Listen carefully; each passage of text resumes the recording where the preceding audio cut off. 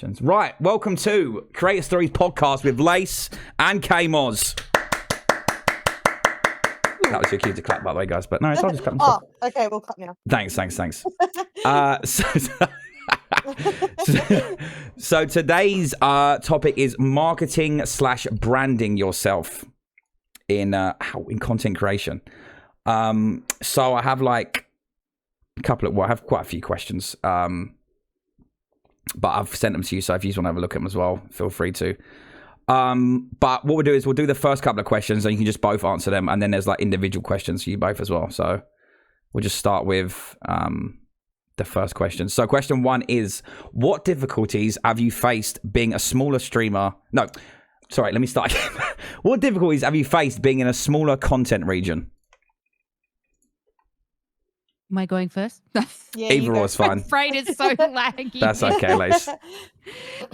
I think the difficulty is because we don't receive a lot of, I guess, whether it be sponsorships, deals, advertisement, we're in a different time zone, etc. We're all kind of fighting for scraps, and what that then entails is a lot of streamers will start gatekeeping, don't want to share, don't want to gas each other up. So you look at like America, for example, and you see all those sorts of streamers where, you know, they'll literally be in each other's streams, they'll stream together, do everything for each other. And it's very happy because there's so much to go around. And then you come to somewhere like Australia where it's a lot smaller in the community, and you're all kind of battling each other. And that's a really sad thing. But I guess it's just the culture that's kind of been built like in OC and what we have to deal with. Yeah, I mean, it's just unfortunate, isn't it? I feel like, especially Same NA. with the UK. Yeah, literally the same. We're both in smaller regions. It's because NA, I feel like NA especially has like a lot of bigger brands that want to work with them. They've got a lot more like money behind them to do backing of stuff and stuff like that, you know. KMOZ, anything to add to that, mate? Yeah. I can't remember exactly what it's called, but typically in Australia, Australians aren't happy for other streamers. And this goes for everything, you know, like if you go into a job that you like, or no one is ever happy for each other. I can't remember what it's actually called, but this also falls into streaming as well, where, yeah, tall poppy syndrome, that's what it is. Tall poppy syndrome. It's so bad. It's so bad in Australia that, like, I don't know why, but no one can be happy with it for each other. So, like, you know, if you post something on Twitter, for example, or on Instagram, the support you get for, you know, for your accomplishments is sometimes seen as, you know, you're a little bit up yourself, which is not the case. You know, we should be celebrating each other's wins, but I just feel like in Australia that doesn't really happen. Yeah, I think that's the thing I don't like about sometimes in content as well, that, like what Lace was saying and what you're both saying, is like gatekeeping. I don't ever understand people that do that, because I think people see it as like competition, right? You see it as, if I show this person this, or if I invite this person to this thing, then they're going to overtake me, or they're going to, you know, they have a bit more social presence than me, or whatever you want to call it. But I don't really see the point of doing that. I feel like everyone should just, like you saying, hype everyone up, and, you know, you can all win at the end of the day. Like there's enough things and opportunities out there for people to grab onto, rather than it just being, oh, this person can do one thing. And it's quite sad, really, obviously, considering we're both regions that don't get a lot of opportunities. I feel like it is quite sad that people do that with certain people, almost like blacklisting them and stuff, you know, which is just not nice, to be honest. But what can you do? Yeah. That's just the downside of being in our region, I guess. Maybe we should all move to NA or become NA streamers, yeah? Yep. Yeah, get more opportunities. At least everyone will be happy for us there. Yeah, exactly. I feel like it does happen in other regions, though, just maybe because we don't get as many, it happens more. Do you know what I mean? Like, we don't get many opportunities. That's why it happens a bit more often. Okay, that was a fairly quick question. Next one. What advice would you give to people when working with brands? Stop expecting things to come to you. Like, you sit there and you'll stream and you'll produce content and you expect brands to just pop into your DMs or via email. And then again, I guess it adds to the first question when you start getting like a little bit salty that other people are getting stuff, which then in hindsight, you don't want to sort of help them or gas them up, but you need to go and reach out to them. Like they're a business at the end of the day. If you go into a retail shop, you go grab something, you ask for help, you go and do that all on your own and the person just serves you. So it's same with reaching out to a brand. Do the legwork, type a goddamn email, be kind, and reach out for that sort of stuff. And it actually doesn't matter predominantly how big of a creator you are. Like personally, when I had 30 viewers, I was reaching out to, I guess, brands to try and work with them. And I was just asking for shit. Like I just wanted things. I was like, I want a new mic, I want a new keyboard. And all I did was ask. The worst they're going to do is ignore your email or say no. But majority of the time, they're so happy to give that to you for like a little bit of marketing or something like that, because, you know, that's 30 people that are going to see you excited for a particular product that could then in hindsight go and buy that because, you know, a lot of people will support you in that sense. But yeah, a lot of people just be complacent. And even when reaching a little bit, I guess, of a higher stream or, you know, a larger community, people still expect like things to just flow into them. You know, my size channel, for example, I'm still going out and basically reaching out. I'm like cold calling. And I've worked with like shit tons of brand. If you look at my media kit and you could look at maybe even someone with like a bigger stream than I, you know, they could work with 10 brands. I literally have like almost 35 now that I've just worked with. And this is, you know, big brands that you can get excited for. Of course, everyone does like the HelloFresh crap and whatever. Yeah, I mean, who it's would not do crap, that? HelloFresh, sorry. But that's because I took initiative to go and get what I wanted. And most of the time it's received pretty well. So just don't get complacent and get out and grab it if you want it. Yeah, I agree, actually. It's better to reach out than just, you know, expect them to come to you, because there's thousands of other content creators that are out there that they're probably not even going to see you. But if you actually make the initiative to go out there, that's why I feel like as well, it was good that that was targeted. Yeah, that was targeted. Yeah, but no, like I feel like as well with certain brands, like you said, if you know, even if you have like a certain amount of viewership, they're gonna want to work with you because you're excited and want to work with them. So, like me, for example, I always check companies now to see if they've got partner programs. Because they're just easy ways to like get involved with stuff like that. They just have little things you fill out about your socials and a bit about yourself, and then obviously they come back to you and whatnot, and let you know. Like I applied for something the other day, they were like, "Yeah, no, sorry." You know, you just move on. You just have to go, "Okay, is what it is." We go again, you know. But yeah, KMOZ, do you have anything to add to that, mate? I think because the industry is really saturated, I think it's hard for brands to find you in general. So like what Lay said, putting yourself out there. Because, I mean, exactly what she said, like the worst they're going to say is no, but you know, there could be an opportunity that could come up where they could ask you. But I think as well, even if you do get like campaigns or whatever it is, I think being a smaller creator as well sometimes does mean that you need to do things for free. Because I think, I mean, I can't speak for everyone, but I know that a lot of people, you know, think, well, you're a micro influencer, you make content that like everything should be paid, and it's not always the case. Like if you don't, it's like a resume. You can't just expect to get all of these opportunities and then ask someone to pay you when you have no experience. I feel like you have to build on that. And sometimes content creation is one of those things where you do need to spend hours of work trying to edit your content to, you know, get your name out there, make yourself look good. And sometimes that does mean it being unpaid. Yeah. Agreed. I agree.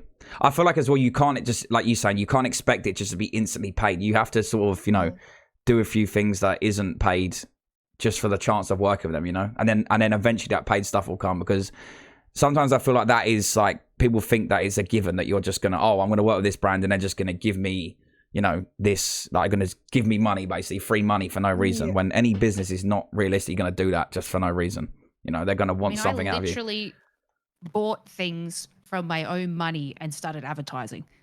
And then I reached out to get free things and advertised. And then I just kept that flow. And then you have, like everyone's saying, a resume to then hand like to a bigger brand in which they will start to pay you. But even then, you know, your pay is still going to be small. You still need to build like good rapport with them to then increase that value. So, but yeah, I bought, I think it was Rode or something. I went and bought a mic and I was like, yo, check out this mic. I mean, I spend my own money on it. But I Yeah. branded them for free. I didn't even get the item for free. And then, yeah, you just kind of go up from there. So, yeah, stop. Like, I mean, it's a lot easier to reach out and get, products to advertise from brands now. But yeah, I just start with my own money, and then you just start building that good rapport.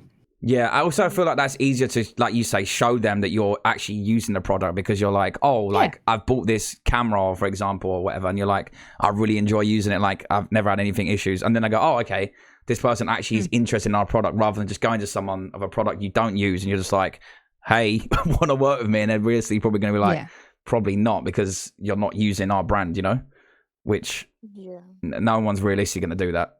No one's going to work with someone who isn't using their brand. But that's just the way you have to start, I guess, buying your own products and then just going, hey guys, I use your product, I like it, please pay me.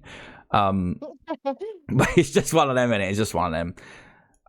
But like I said, that's just the start off of working with brands anyway. They're not always going to want to give you stuff at the start if they don't know you. And like Lace was saying, if you're using the product at least, then they know you're somewhat interested in it.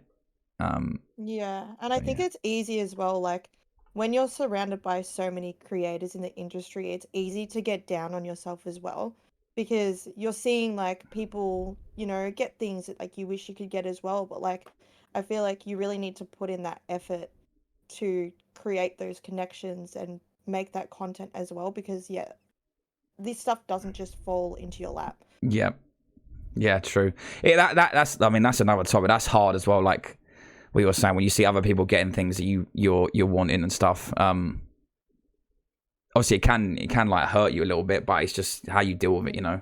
Some people deal with it, the attack, like, oh, this person got this, why do they deserve this? When that's never going to work in your favor ever. If you go on the attack of, oh, this person doesn't deserve this, why have they got this, why have I not got this? But that's just never the way it's going to work, is it really? Never ever. But yeah. Okay, next question. Describe the early days of you being a content creator and then how it helped you to get where you are now.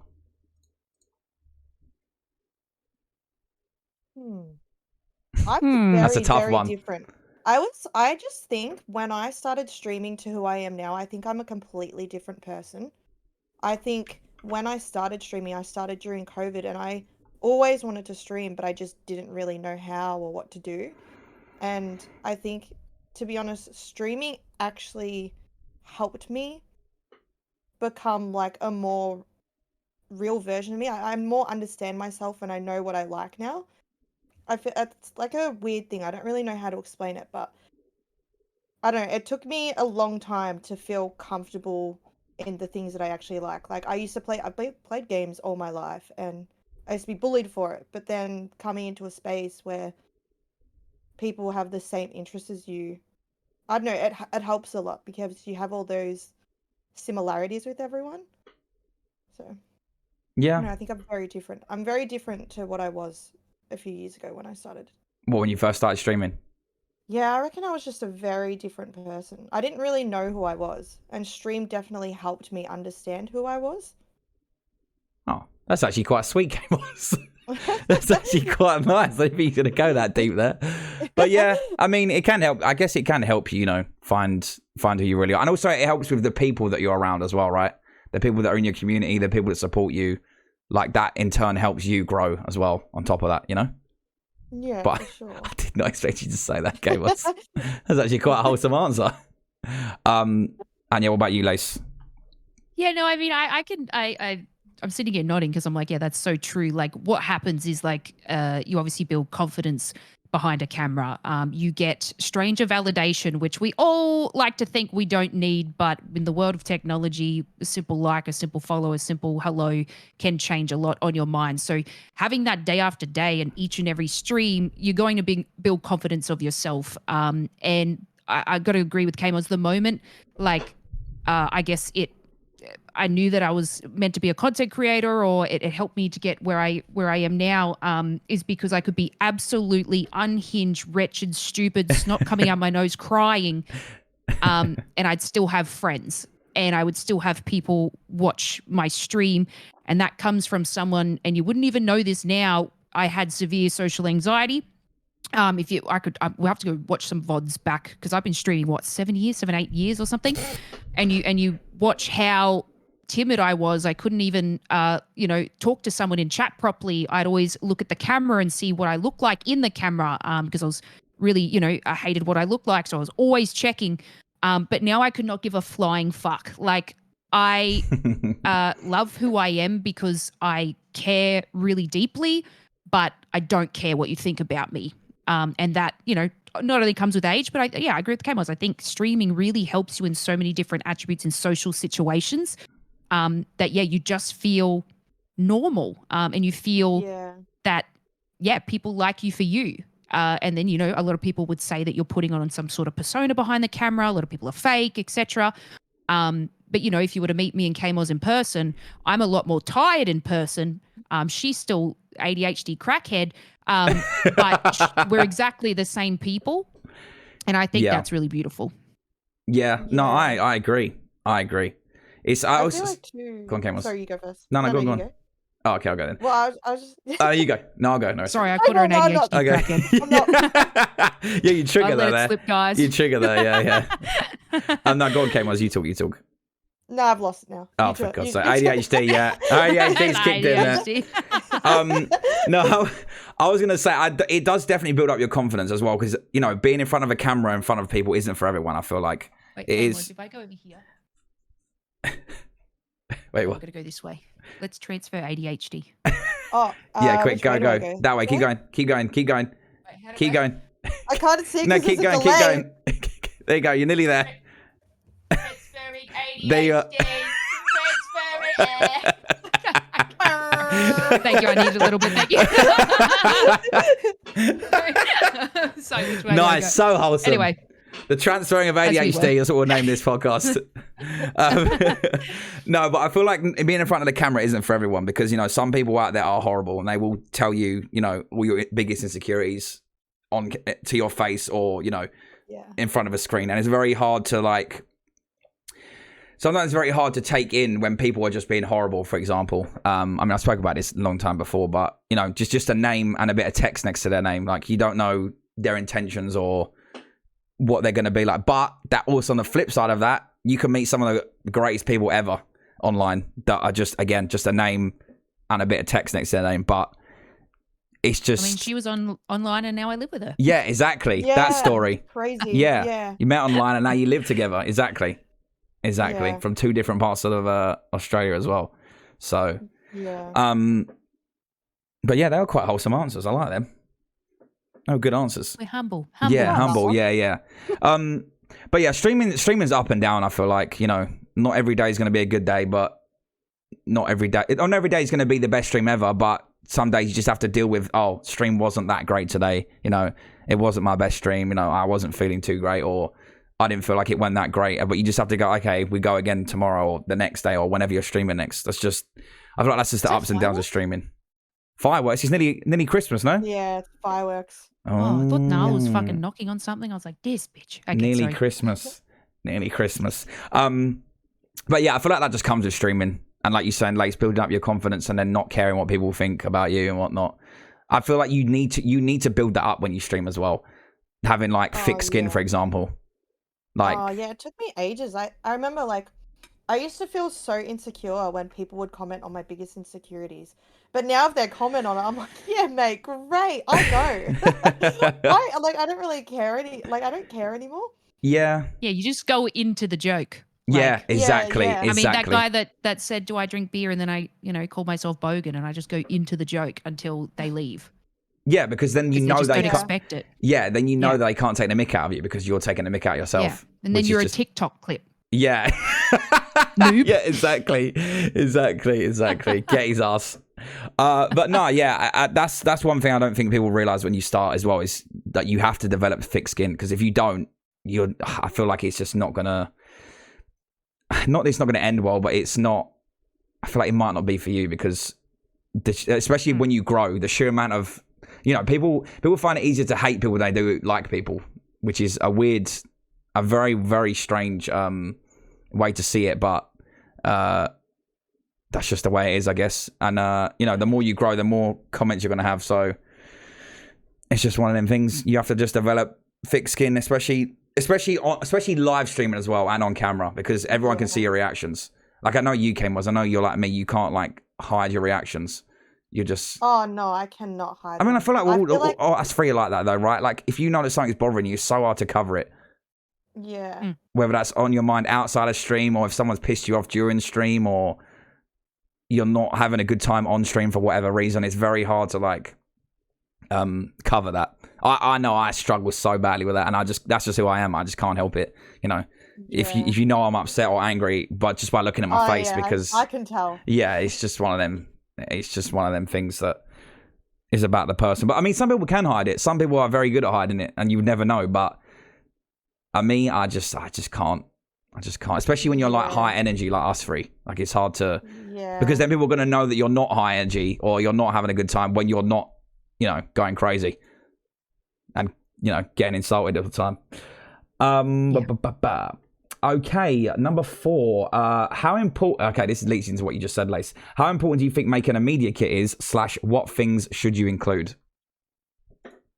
Look, it's super important to have one. It doesn't necessarily mean you have to like use it all the time. But again, reaching out to brands, you could type a really great email, right? And they could respond to you. But the media kit just adds that extra layer of security. Obviously, if you're new to streaming and you have nothing on your media kit, no brands, that's fine. The things that you would need to have on there is obviously all links to socials. You would need to have, let's say you streamed on Twitch, for example.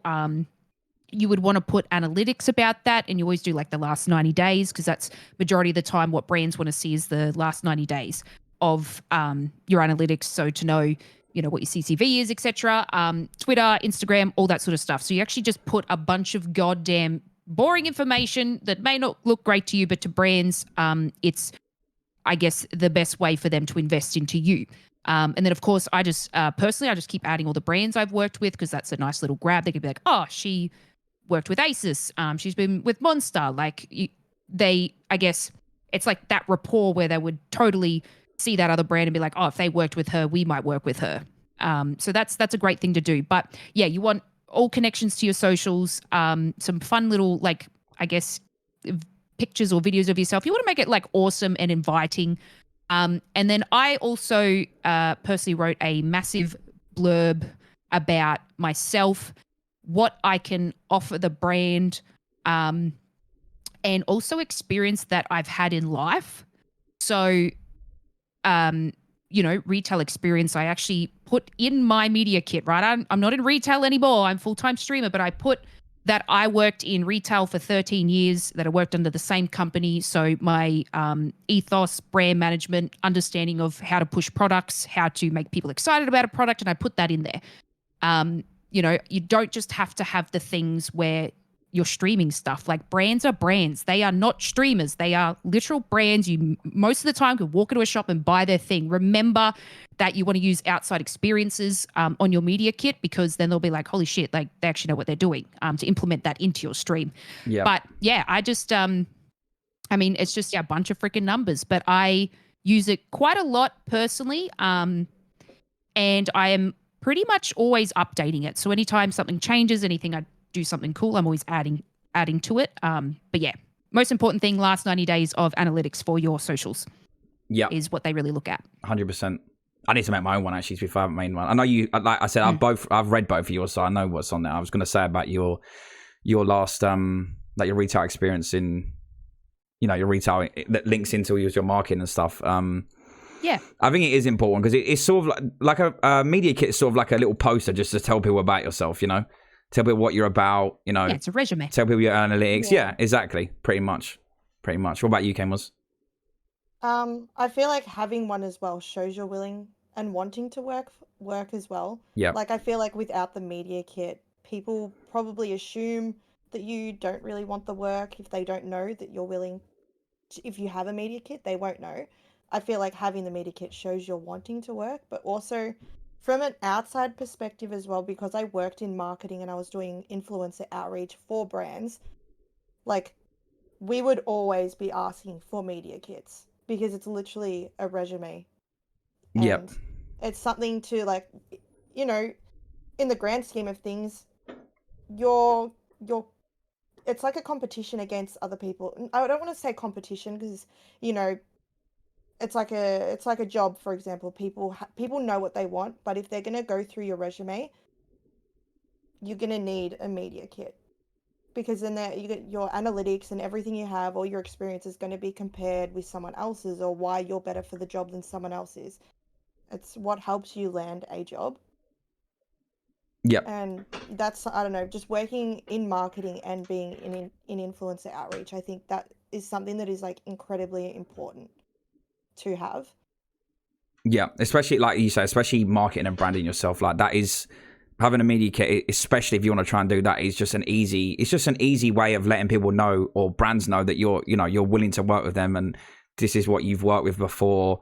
This is what you're interested in. This is a bit about myself. Because brands won't go, they're not going to search up your Twitch stream. They're not going to search up your Twitter profile. They're not going to do that. Like, if you bring that to them, it ties back into what Lace was saying earlier about, you have to go to the brands. If you go to them with your, all your analytics in one place, everything about you, all the brands you've worked for, what you're interested in, it's just easy for them to go, okay, let's just scroll through this. Okay, yeah, we're interested in working with them. It's rather than going, oh, okay, we've got to search up their Twitch, their TikTok, their Instagram.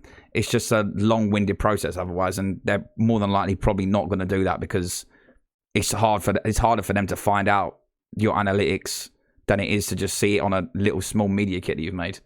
Yeah. But overall, I think it's very important.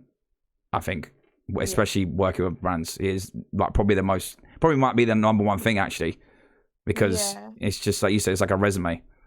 Yeah, even not in gaming as well. Like, even before I was doing streaming or anything, like, even other companies that I was working for, and they'd be asking for media kits. And back then I was like, what on earth is a media kit? Like, I had no idea what it was.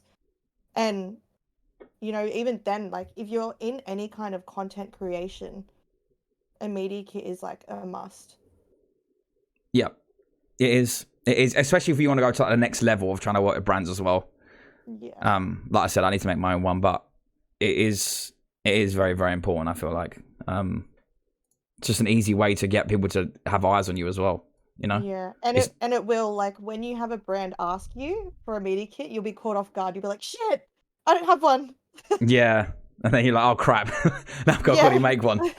Because I know you've made a couple, haven't you, KMOZ? I know Lace is saying she adds to hers. I know you said you've shown me yours a couple of times. Yeah. I get sick of mine very quickly, so then I end up making a new one because I hate it. Yeah, Lace, do you just have the same one as you have on your Twitter then? Yeah, and you just keep updating it. Oh, that's fair enough. Yeah, it's the easiest way. It's just your ADHD brain, KMOZ. Just I mean, it works. It does. True. Okay. What would you say is the best way to market / brand yourself? That's a tough one. I think utilizing all the free platforms that you can. Yep. Sorry, you go, Lace. No, I think I was reading the next question. I mean, the two questions that you have, what's the best way to market and brand yourself, and then how is it important being active on all socials? Sort of. I mean, this might be a little bit more controversial than anything. And am I letting the tea slide? But I think what a lot of creators forget, and this especially comes with like going on social media and that sort of stuff, you are a walking brand. You are a walking billboard. If you are involved in too much drama or things that make you not, I guess, accessible or trusted, that is not branding yourself well. So let's say someone is on Twitter, something's gone down, and you comment on it. Brands will see that. If you basically act as an activist on absolutely everything and always sticking your nose into something, brands will see that. And they actually don't necessarily like to get involved in that sort of stuff. I do believe that you should always speak on your truth and a lot of the serious things that do happen within this world, but you also have to be incredibly careful about, I guess, essentially running your mouth on absolutely everything. It's so easy to see something terrible on Twitter and be like, I want to comment on that and blah, blah, blah, blah, blah. And you may in the time being think, that's a great little move there. You're sticking up for it. You're sticking up for your friend. A brand will see that though and think that that's chaotic. It's the same as if you get a job and you are out on a weekend and you're doing extracurricular activities and your work sees that, you can get in trouble for that. If you're in your work uniform and you are out and you are doing something bad and you're representing that because you've got the work uniform on, you can get fired or called into HR. It's the same as being a streamer. You are always on, you are always working, you are always being watched. So you need to make sure that you are essentially upholding a great ethos for brands to scout you.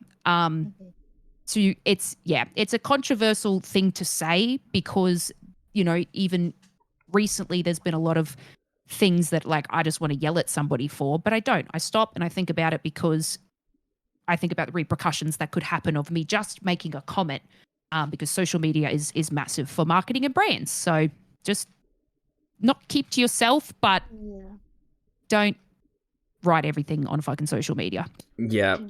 I mean, that's a tough one because I actually agree with that, but I guess it is kind of controversial, but sometimes you just have to bite your tongue. I think that is number one thing about just streaming in general. Sometimes it's easier to just bite your tongue.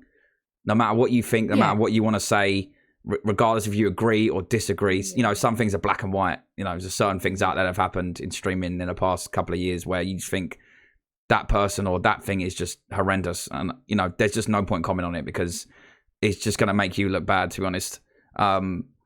But again, that comes with tough things like that as well. Sometimes you do want to say something. Sometimes you do want to, say something back to someone or whatever, but you just have to bite your tongue. It's just the be all and end all of it. You just have to, because it just doesn't. It will never come off well on you. The same way as what I was saying as well about when people get opportunities that you don't, or things like that. The worst thing to do is just attack said person or go after the brand that they're working for, or because it's just never ever ever going to work in your favor ever. Like they'll just see that and go, okay, well, we're not working with that person, because it just sort of like almost blacklists you from doing or working with them, KMOZ, did you have anything to add to that? Or I think exactly what Lace said as well, because I feel like, I'm pretty sure you would have seen it too, Wardy, but there's been so much drama on Twitter, on whatever platform it is. There's so much drama that sometimes the person that is facing the repercussions of all the drama online does end up losing things very publicly, like losing agencies, losing brands, and like it's very obvious to people when that happens as well. So I just feel like as a creator, you are marketing yourself as a brand, and it just can look so bad if you comment on things as well. Like, I think sometimes things, if it doesn't involve you, I don't think you need to be commenting. No, I agree. And I find too many people a lot of the time do get involved in things that don't involve them. Yeah, it's very bandwagon. Very much like one person says something, then now I should agree with it, and it starts like a hate train towards something or someone or. And it almost accepts like cancel culture, and cancel culture is not a very nice thing as well. Like, I don't really want to know or whatever what someone does, but like, people lose their jobs and lose a lot of things. Yeah. From commenting just on things on Twitter. Yeah, exactly. You want exactly. Hey, you want to go see KMOZ? She's just like, She's just staring at you. But no, yeah, it is so true. You just have to. Sometimes you just have to suck it up. As unfortunate as it is, you just have to. Just suck it up and just go. Just say, okay, that person is a shitty person, but me commenting on it is not going to make the situation any better or any worse. Like, there's just no reason for me to do it. But yeah, it is true, especially when you're online. You are a walking billboard. You are, like, what you say, what you do, how you act, what your thoughts are all going to be judged by either brands or people. People are going to judge you for it. I don't know how many times you have worked with brands of people you've just known, and they work for the brand or they know someone in the brand, and then you just connect through that, not directly directly through a person who's working for the brand, you know, like someone you email, for example. Yeah. And, you know, that person might follow you on Twitter. That might people watch your stream. That person might Leave it. follow you on other social media platforms. Yeah. Leave. And like I was talking to one of my friends as well the other day that works in the industry in it. marketing, and like he was saying that like anything bad that someone does, like all of those marketing managers will talk to each other because it's such a close circle. So you're going to be working with a lot of people that already know each other. Yeah. I mean, it's just it's you know, it's like small circles. It's just like streamers if you think about it. Really, you know, you have a close knit friendship group. If someone does something bad, maybe in that friendship group or someone you know, you then, you know, collectively decide, okay, now what do we do with said person? Do we like, you know, it's not like you come together and go, right, okay, this person done something bad, let's go after them. It's more like you then decide how you're gonna, you know, react to that person or said thing, you know. Yeah. I know me personally, if someone does something that I don't like that I know, I just will then just not interact with that person. Like that's just I won't, like, I'm not gonna go at them, I'm not gonna out them, I'm not gonna, you know, like I said, call them out or shit talk them. I'm not gonna do any of that. I'll just go, okay, this is something I know about this person. Now I'm just gonna take a step back from this person and be like, okay, you know, I know what you've done, sort of thing, if that makes sense. Yeah.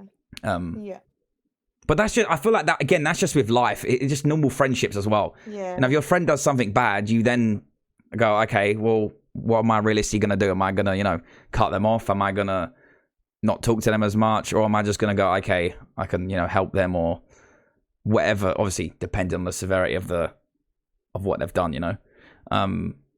But yeah, brands do work, you know, they either work, sometimes they work together. So, you know, and they go, oh, okay, you know, KMOZ, what's she done? Oh, she said this on Twitter. Okay, we're not going to look at her. Yeah. You know, it's just the way it is.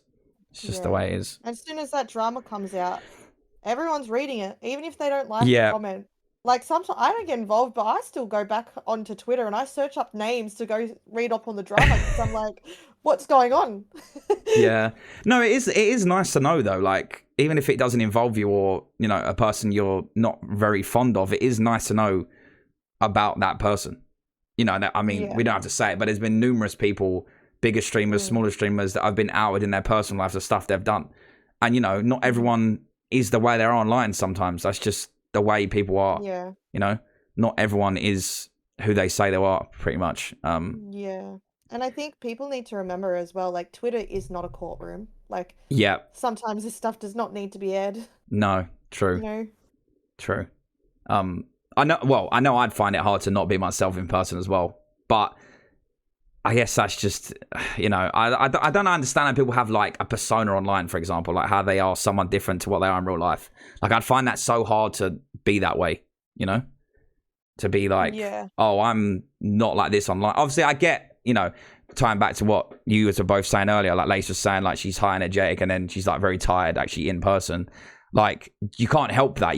That's just who you are. But you know, you're both the same you are online as you are in person, you know?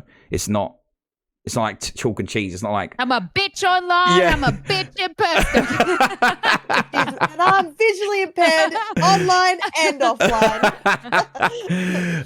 But you know what I mean? Like some people are like completely different online to they are in person. I mean, luckily I've never met a person that's completely different online to they are in person. But I know there is people out there that are like that. Like, oh yeah, I feel like there's a lot of people that want to use people for their own personal gain. Yeah, and I feel like but you I can. Think sometimes you can just tell. That's literally what I was about to say. Yeah. That's what I was literally about to say. But I mean, it comes in all shapes and sizes. Don't it? Really, like people will just do it for the smallest things, and you can sort of tell they're doing it, but they're just going a sneaky way about it. Which is just, I don't know, I guess that comes with streaming. Yeah. That just comes with streaming. Okay, next question. This one's horrible. How important do you feel being active on all social helps you build your brand?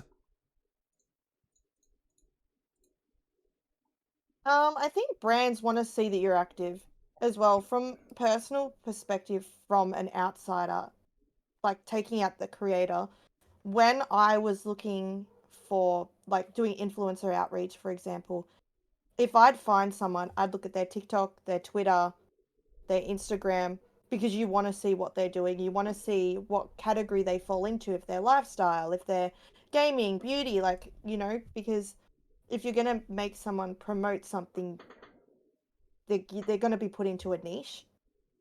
Yeah. So you look, we look, you know what I mean? Yeah, 100%. 100%. Like, you know, if you're not going to get seen if you're just, your socials are dead, like you're not posting or you're not at least interacting with being online, because, you know, you're not, like, if a brand was then going to work with you, they're going to want to expect you to now be active, like not just one post every now and then, and, you know, a random tweet or a random Instagram post. Like, they want to see that you're like actively doing something, whether that's streaming, you know, tweeting, posting clips on social media, whatever it is. Like, there's just no way, they're just not going to work with you otherwise, are they? It'd just be a waste of time for them, because what are they realistically getting out of that, you know, that collab with you, you know? But yeah, what about you, Lace? I mean, wherever you see ads is where you should be active. So essentially, and this even just comes down to streaming, not even building a brand. You should be incredibly active on socials to even just build up your Twitch stream. I had a massive Instagram, hence I didn't start at 0 viewers. I actually had when I first started, I had 10 people in my stream. I actually never streamed to 0 viewers because I had a large, already built Instagram. And then you can bring people in that. Same with brands. You want to be incredibly active on these things because that's where they place their ads. That's where you see ads. That's where you want to be active on that. Yes, you could have like an incredibly good Twitch stream, but, you know, with the influx of TikTok and all that sort of stuff taking over, you 100% want to build on the other things. If I got a campaign from a brand, it would be mainly 2 Twitter posts, a reel, a TikTok post, and then a Twitch stream. So, I mean, they used to care about Twitch, but now they don't so much. And it's always those things that they require. They want you to post that you're going live for the thing or, you know, whatever. So if I could give it, I'd say 100 out of 10, you need to be active on socials if you want to build your brand. That, like KMOZ says, even in the marketing side of things, that's where you look. That's where any employer looks. That's where people go. That's where we sit on our phones and we flock to all the time, is literally scrolling socials. So if you have a big presence in that sense, then of course, like, that's going to help build your brand. And then, yeah, everything in these questions that we've answered all stems into that as well. The way you display yourself on your socials, et cetera, et cetera. But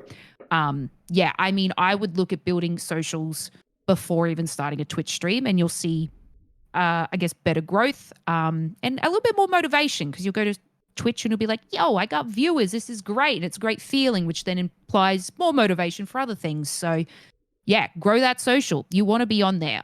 Being active, I guess, could stem into even replying to posts, writing good things. I tend to write motivation and positive things. I have a lot of shit things that happen in my life, but I don't actually put that on there, not because I try to hide any negativity or whatever. I'm a very open person, but I personally hate fucking seeing bullshit and drama. So I'd rather post something positive, and you feel like other people need that, and you'll actually see higher engagement when that happens. Because people are, this is going to be the most bogan word, frothing for positivity. Like, they want something happy, okay? Yeah. And if you can do that, you're actually in a niche, because a lot of people post really sad things and they're over it. Yeah. And a lot of people don't care about your sad shit anymore because they're also sad. Like, as much as we're like, oh, I'm sorry that's happened to you, you're already having 100 shit things happen to you, so you actually can't really build that kind of, is it remorse for them? Everyone is craving something happy. So I can assure you, go write a happy thing, you get more engagement than you ever did. Definitely. Writing a sad thing. Definitely. Yeah. I know, like you said, a lot of things happen to people in life. Empathy, thanks, Gab. Yeah, empathy, yeah. English. But no, yeah, it's true. I mean, it is true. You know, like, people, like, that's what I was tied in back to what I was saying about people hating each other. Like, it's a lot easier to hate on someone than I feel to like someone. Like, that's just in general. I'm not talking about me. I don't do that. But I mean, like, in the general grand scheme of things, people find it way, way easier to hate on something or someone than it is to go, oh, I like that YouTube video you did. Oh, that stream you did the other day was good. Or, you know, that thing you posted, I really like that. People will either not say anything or they'll just hate on it. It's just, I don't know why that's a thing, but that is just a thing of being online, that people find it way easier to hate than they do even, you know, saying something positive. Like, for example, my friend Black Boy, he currently has someone who is clipping his streams and posting it on Twitter and adding all these brands, which, I mean, that is just another level of just, you know, like how someone has the time or even wants to do that to someone. I don't know. I have no idea why that would even go through your mind about doing that. But, you know, that's just some people online, I guess. You know, what can you do? You just have to just laugh it off. It's just one of them ones where people are always going to be weird no matter what, which is why you have to be positive. But yeah, you know, being online as well, you don't always have to share everything with everyone. You know, you don't have to share relationships. You don't have to share like trauma. You don't have to share like, you know, someone passing, or, you know, it's just, it depends what you want to put out there. Some people are very, very open. Some people will talk about it openly and say, you know, I broke up with this person, I lost this person, or I was involved in a car accident, or something. You know, some people are very like that. They don't mind saying that. But you also have to respect the people that aren't like that and just want to keep themselves to themselves, because that's just how people, you know, go through trauma in general. Some people like to deal with it by themselves or their close friends. Some people like to talk to anyone that will listen to them, you know. But yeah, I mean, I guess it is nice to see positivity online though. That's what gets me down, I think, sometimes. And I know I've said this to Schmidt quite a lot, is when I go online and I see hatred and like negativity, it just puts me in a bad mood and I just want to get off of it, because it's like, I don't want to load up Twitter and see this person's done something horrific and this person's getting cancelled and this person's said this horrific thing about someone. Like, I don't want to see that. Like, it's really draining. Yeah, it is very, very draining. I don't want to go online and just see negativity all the time. You know, I want to have something positive, like someone doing something good. One of my friends, you know, getting a win. They're working with a brand. Their stream popped off, or they had a TikTok blow up. Like, you want to, me personally, I want to see that stuff. I don't want to see, you know, someone getting cancelled or someone just in fake drama, or like some of these streamers you see that just do this clickbaity stuff where they're doing horrific things and they're going viral. Like, I don't want to see that. That's just horrible. It's just horrible things you don't want to see online. But unfortunately, that's what just comes with social media. You have to see these things because clips like that or pages like that will promote that stuff. Like, I don't know how many times I've had to block fighting videos on Twitter that I don't want to see. Yeah. People getting punched, people getting knocked out. Like, I don't want to go online and just see someone getting knocked out. Like, I don't want to see that. You know, some people might be interested in that. I'm not. I don't want to have to deal with, you know, seeing that stuff, because it's just so negative and so, like, just horrible. It's just a horrible thing to see. Like, it's just not anything that's worth even looking at or even commenting on. Like, why do I want to see that? Or like, you see these like death videos and stuff like that. Like, I don't want to see stuff like that. I'd want to see positivity. That's why it's, so what you're saying, Lace, like, it's nice when someone is so positive or does have something nice happen to them that you can celebrate or stuff like that. You know, it's just, I don't know. It's just, I it's just just horrible. like instilling motivation. Like, I'm not trying to be like, here, look at all the wonderful things that are happening in my life, but I would word it or write it in a way that it might inspire or motivate somebody else to do the same thing. Yeah. Because I know I'll look at little, like, losing weight or quitting vaping or all that sort of stuff. Like, it's something that's always happening with my personal life, but like, the amount of people that would message me, but like, how did you do that? What did you do to do that? Like, that sort of, what did you do? What did you do? Like, you know, and then that inflows that sort of topic, because, like, again, it comes down to we all want to support each other. But yeah, I would rather write motivational, positive stuff, or I'll just keep my mouth shut. But, you know, my friends and my community know that I am a very vocal person. I have massive opinions, and I'm not shy to say any of them. A lot of time you'll come into my stream and I'll absolutely go on a tangent rant. It's not that I'm trying to hide what I want to say, or I don't have a brain to use against, I guess, things that you see online, bad things, drama.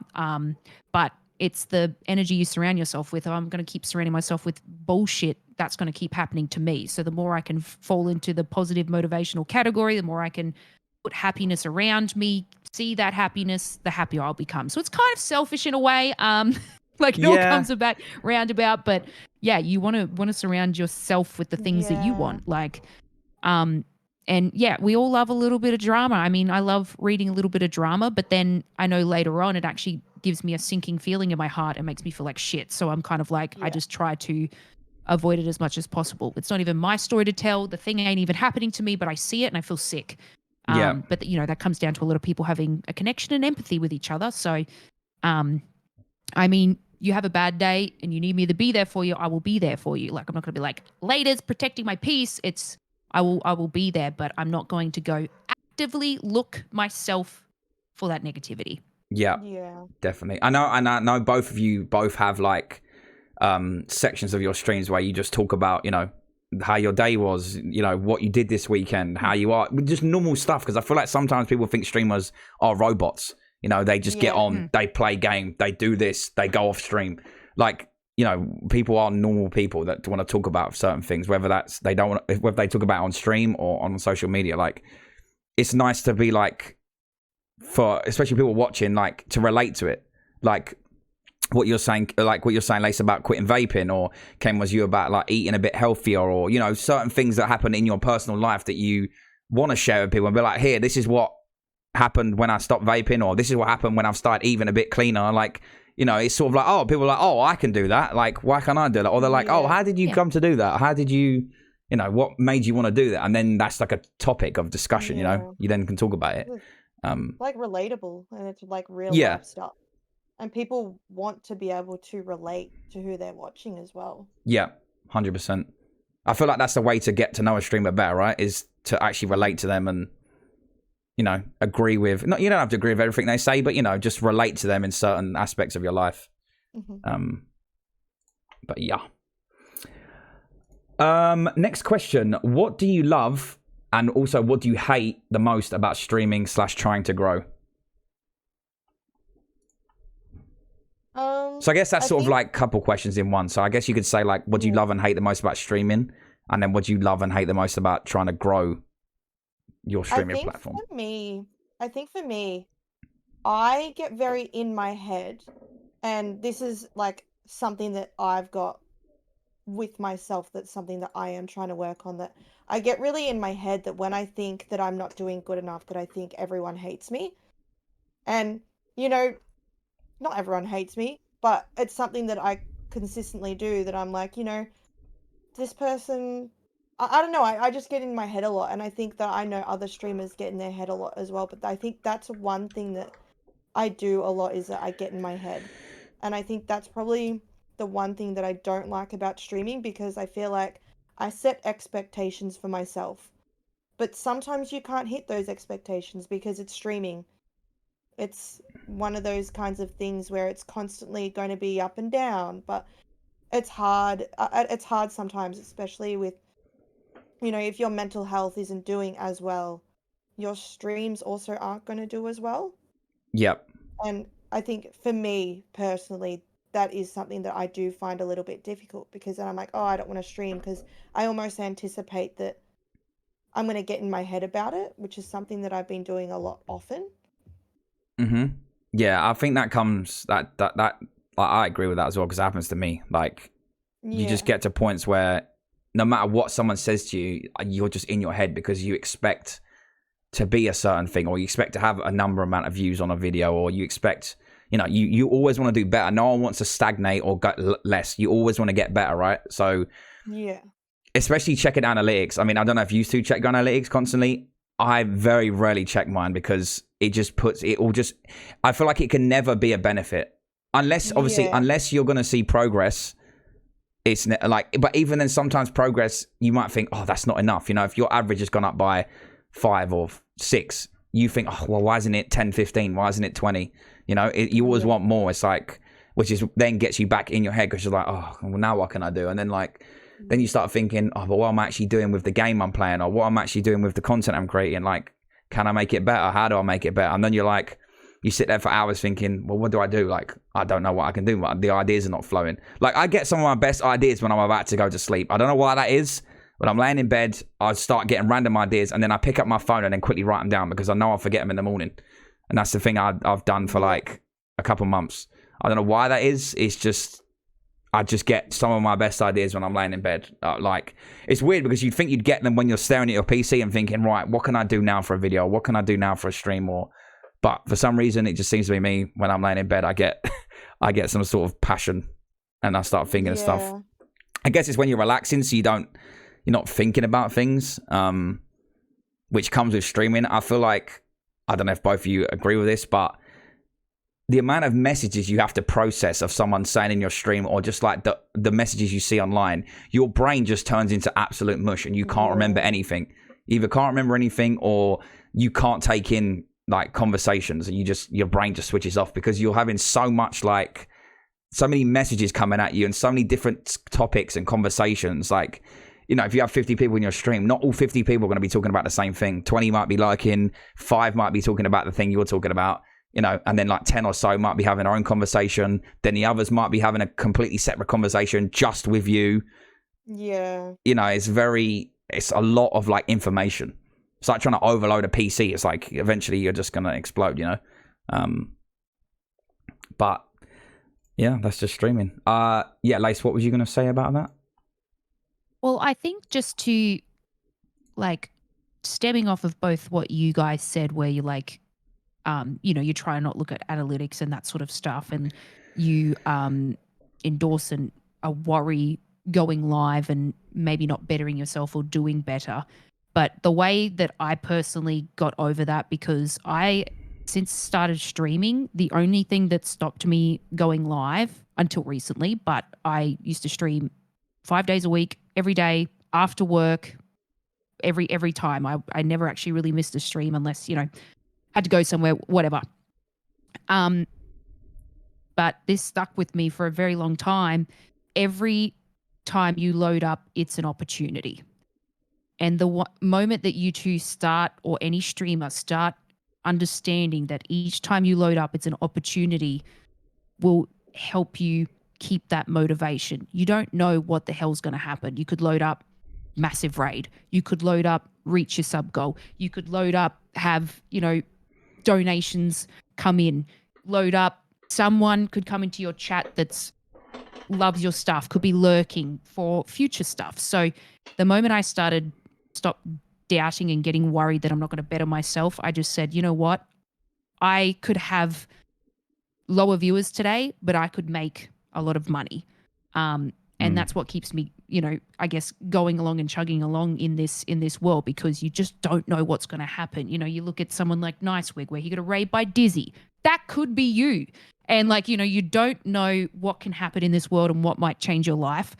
So I think once you kind of flip that switch and can have that mentality, streaming becomes a lot more exciting and a lot easier. But no, heck, I know exactly how you feel when you don't reach the goals, or you look at your numbers or whatever. I guess the one thing that I don't really like about streaming is I don't know how to grow anymore. I've been, like, I guess, having a steady flow for a long time.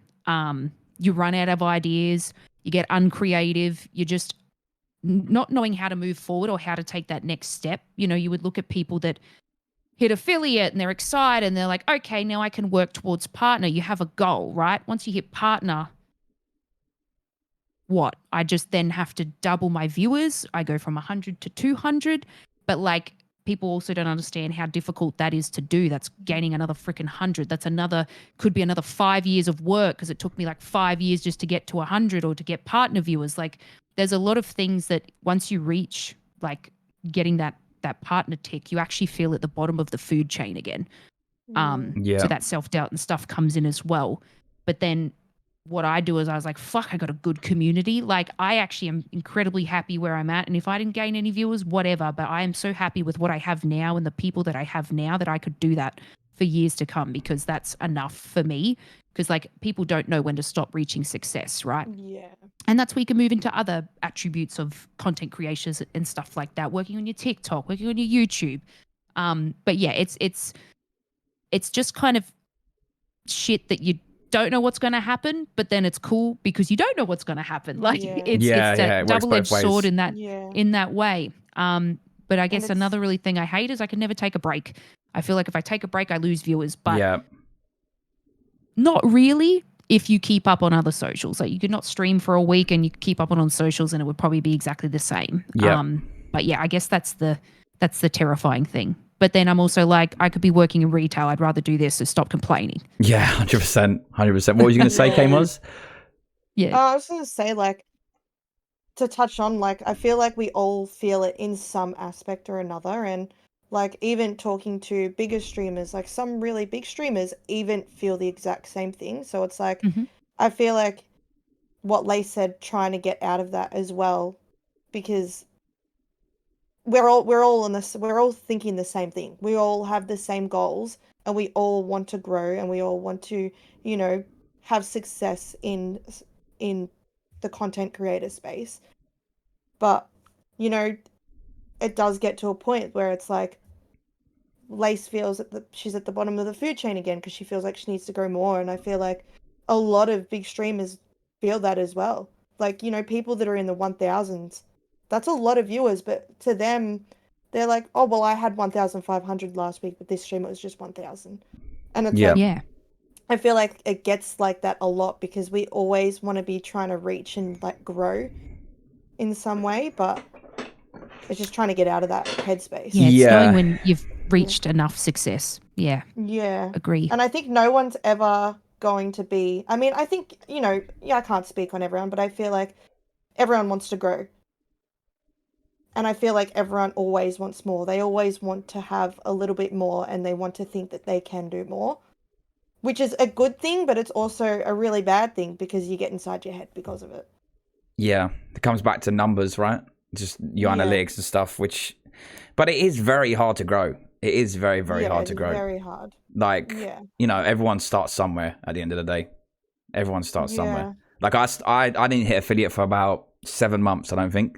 I streamed 7 months for like 3 viewers, 2 viewers, and that was just my friends, literally my RL friends, and Lex. So and then you eventually, you know, you build up, you meet people, you get in communities, you talk to people, and then you just go from there, right? You just build your stuff up. But it does come with, like, I feel like you need to be genuine, because if you're not genuine and you're just talking to people because of X number of viewers they've got or their social presence, they'll definitely know. People will know. People are not stupid. People know when you're trying to take the mick out of them and trying to, like, not be genuine with them. But some people... go on with them. Sorry. No, you. No, I was going to say, some people just can't see that and think, oh, this person's partner. This person has 100 viewers. This person has 500 viewers. If I go in there and talk, they're going to come and watch my stream or they're going to raid me. Like, it's just it's never going to work. You just have to be genuine. Like, just be your genuine self. You know, sometimes you need a bit of luck with certain things, like getting a nice raid or like someone watching your stream at a certain time, or, you know, some luck does come involved in that. But just being genuine, I feel like, is the number one thing you should definitely be, because otherwise you're just it's never going to come with anything. What were you going to say, KMOZ? I was just going to say, me and Lace have talked about this before, where, like, I find sometimes people may use me to get to her, or, like, you know, people use certain people to get to other people because they have a following, or they come into your stream because they want to raid. And, like, I feel like some people also don't understand that, you know, you're not going to gain much from a raid. No. You could be raided into with 1,000 viewers and you may only get 20 followers, and it doesn't mean those viewers are going to stick around. Like, I think people's assumption that if you're going to leech off bigger streamers, that it's going to mean that you're going to get somewhere, because it's not. Like, everyone builds themselves. Like, Lacey, for example, she's worked hard to get where she's at, and you don't just get to that position just from raids and leeching off other people. Like, it just doesn't work that way. And I think that's something that some people need to remember, that a raid's not going to get you there. No, you know? It's based off your hard work and who you are as a person. Yeah. People are not just going to stick around just because you've raided someone. The majority of people will click off, and that's just the way it is. That's just people. People have very short, like, attention spans. So if you're not capturing their attention in the first couple of minutes or 30 seconds, whatever it yeah. is, they're not going to watch you. Why would they watch you? That they like their streamer, they don't want to watch other streamers. And then, yeah, I feel like a nice way to do it is, you know, if you get to know the person, then you play with them. And then they're like, oh, KMOZ is playing with this person. Oh, this person streams.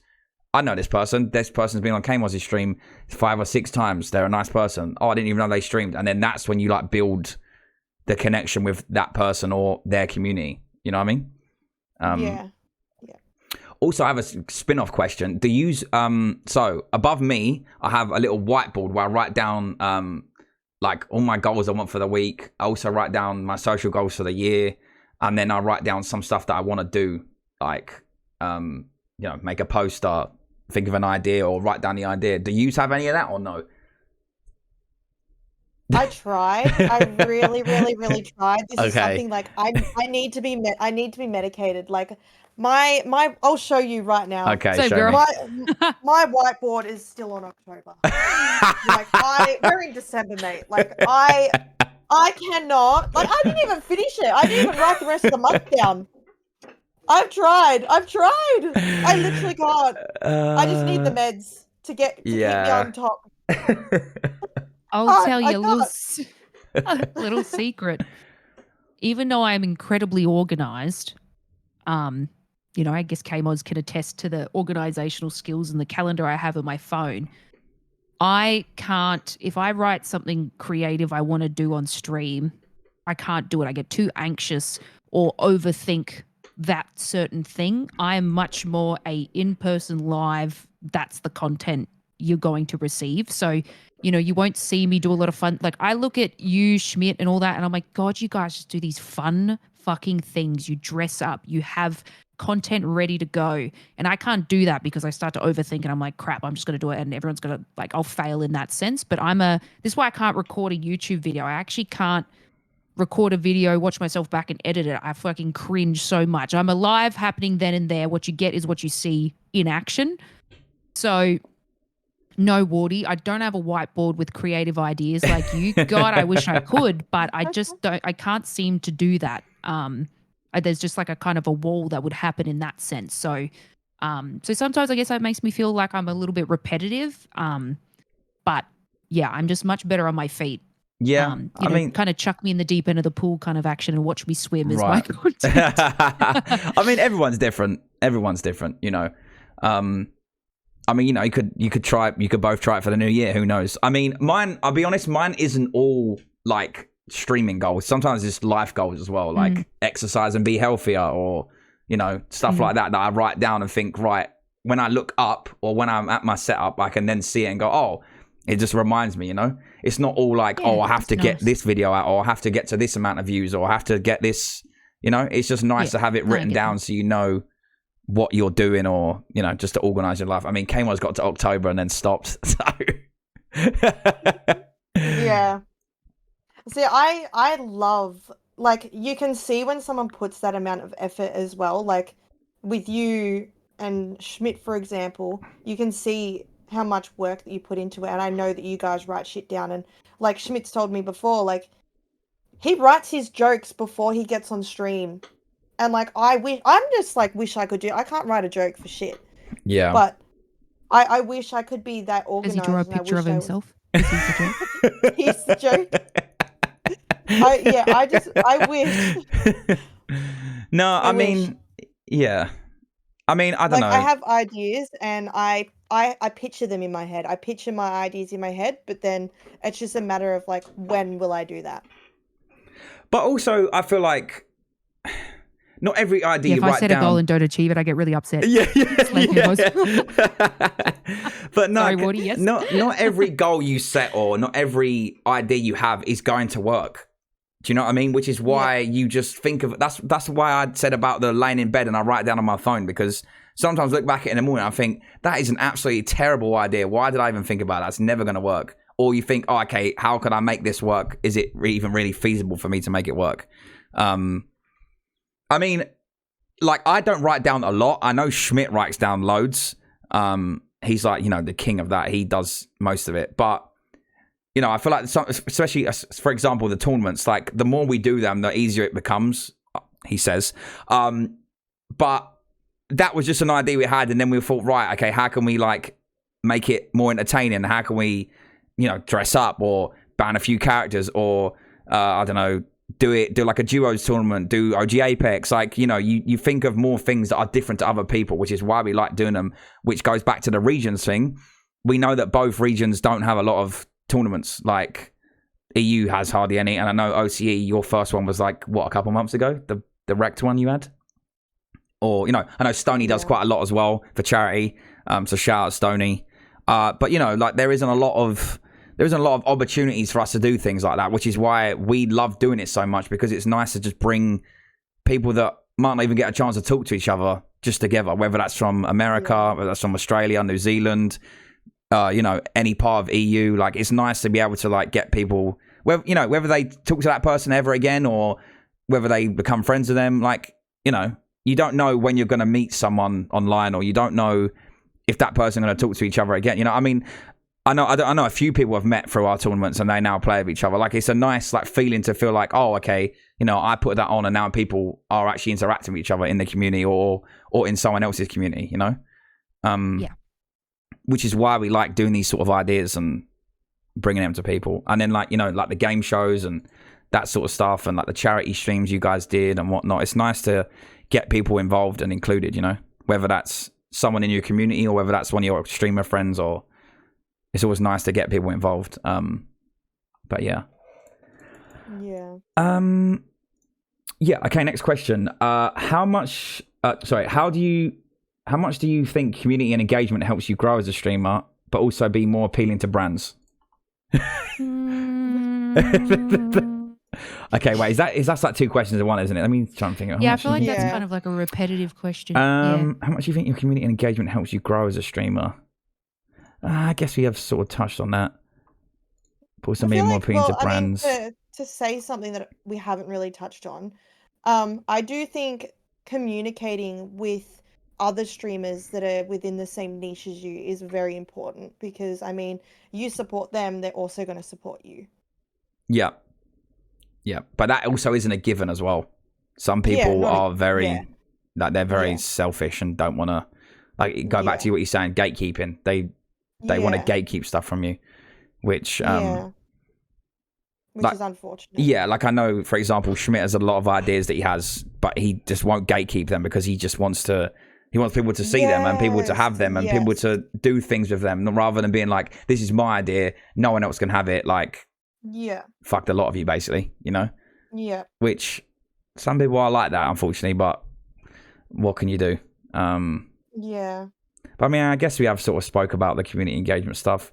Like you were saying, like, it was nice when you post something nice about, a brand you're working with, or like a good thing that's happened to you, and people are supportive, whether they like it or they comment on it or say like, well done, or it's always nice to have that side of it, rather than, again, seeing negativity all the time about people saying, oh, this is rubbish, this is crap, don't like this, blah, blah, blah, blah. Sometimes it's better to just say nothing, in other words. But yeah, do you have anything to add to that, Lace? No. Sorry, I zoned out there. No, I knew that was coming. It's fine. I knew that was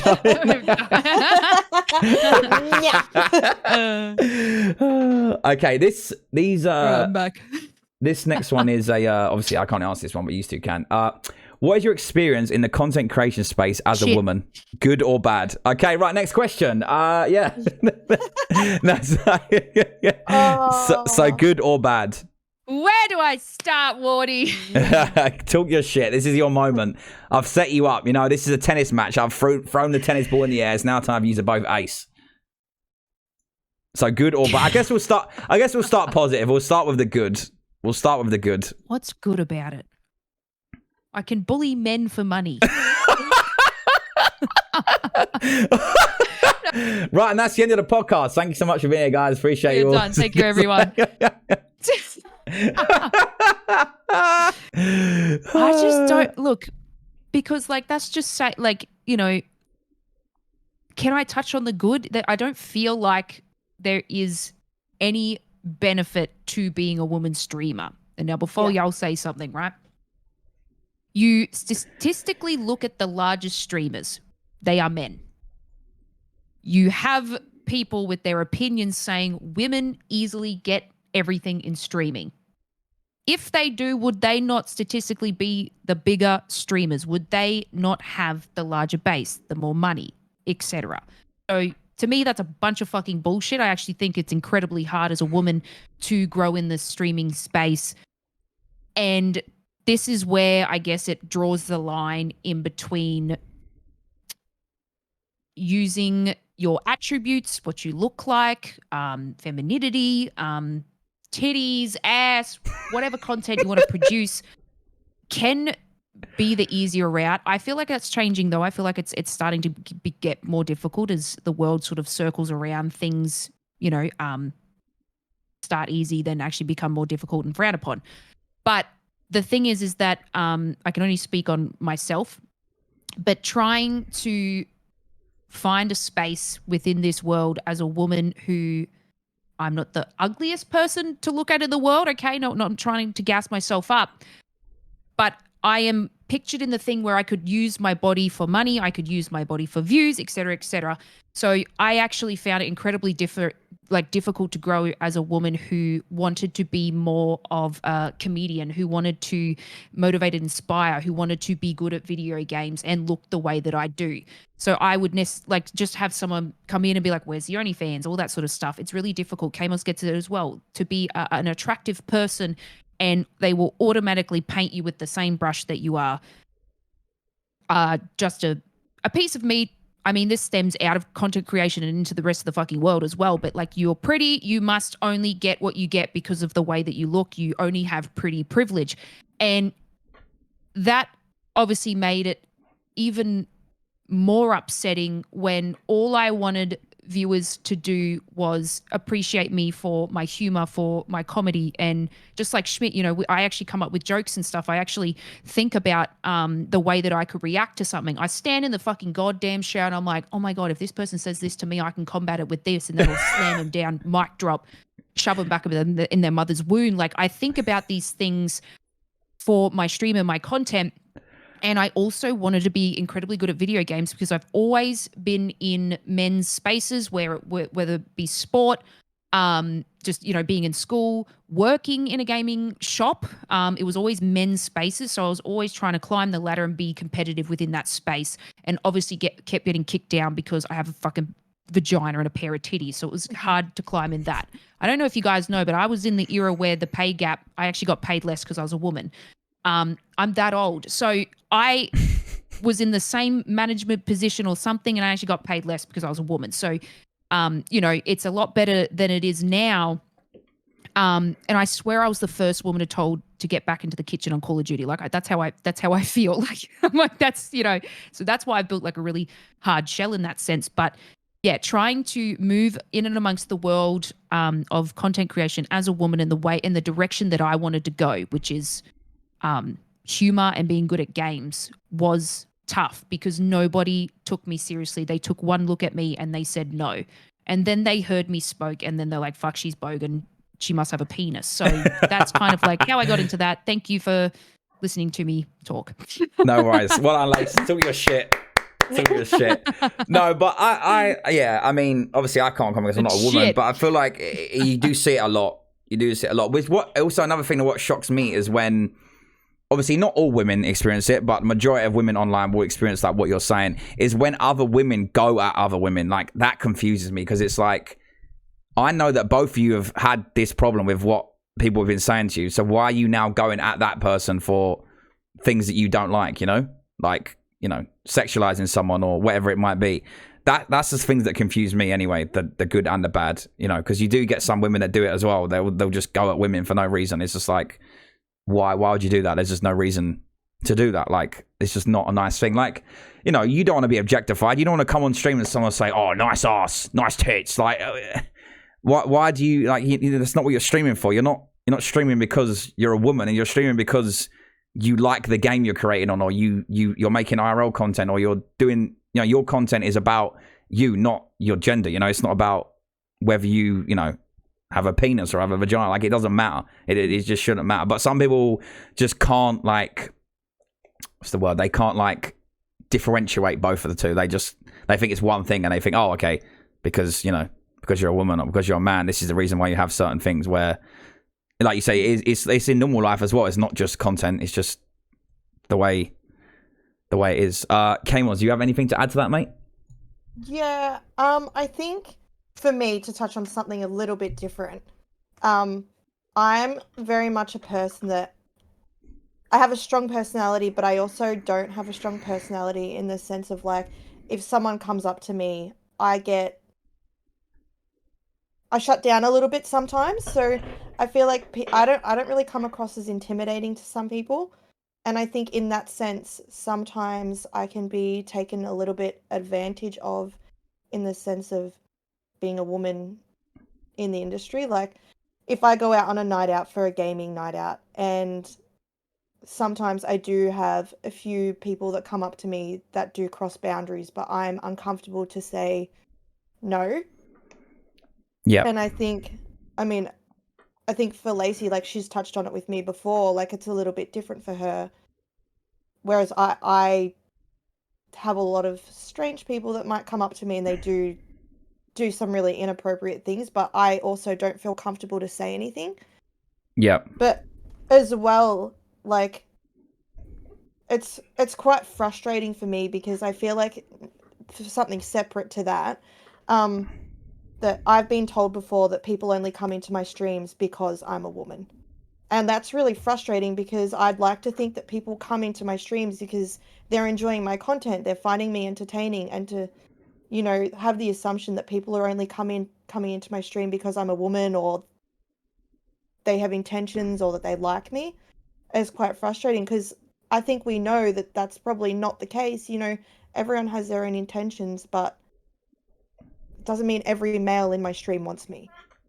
Yeah. And it's frustrating because I think Lace would feel the same way. That I don't know if she's been told that before, but you know, some guys will be like, well, they only come into your stream because they want you.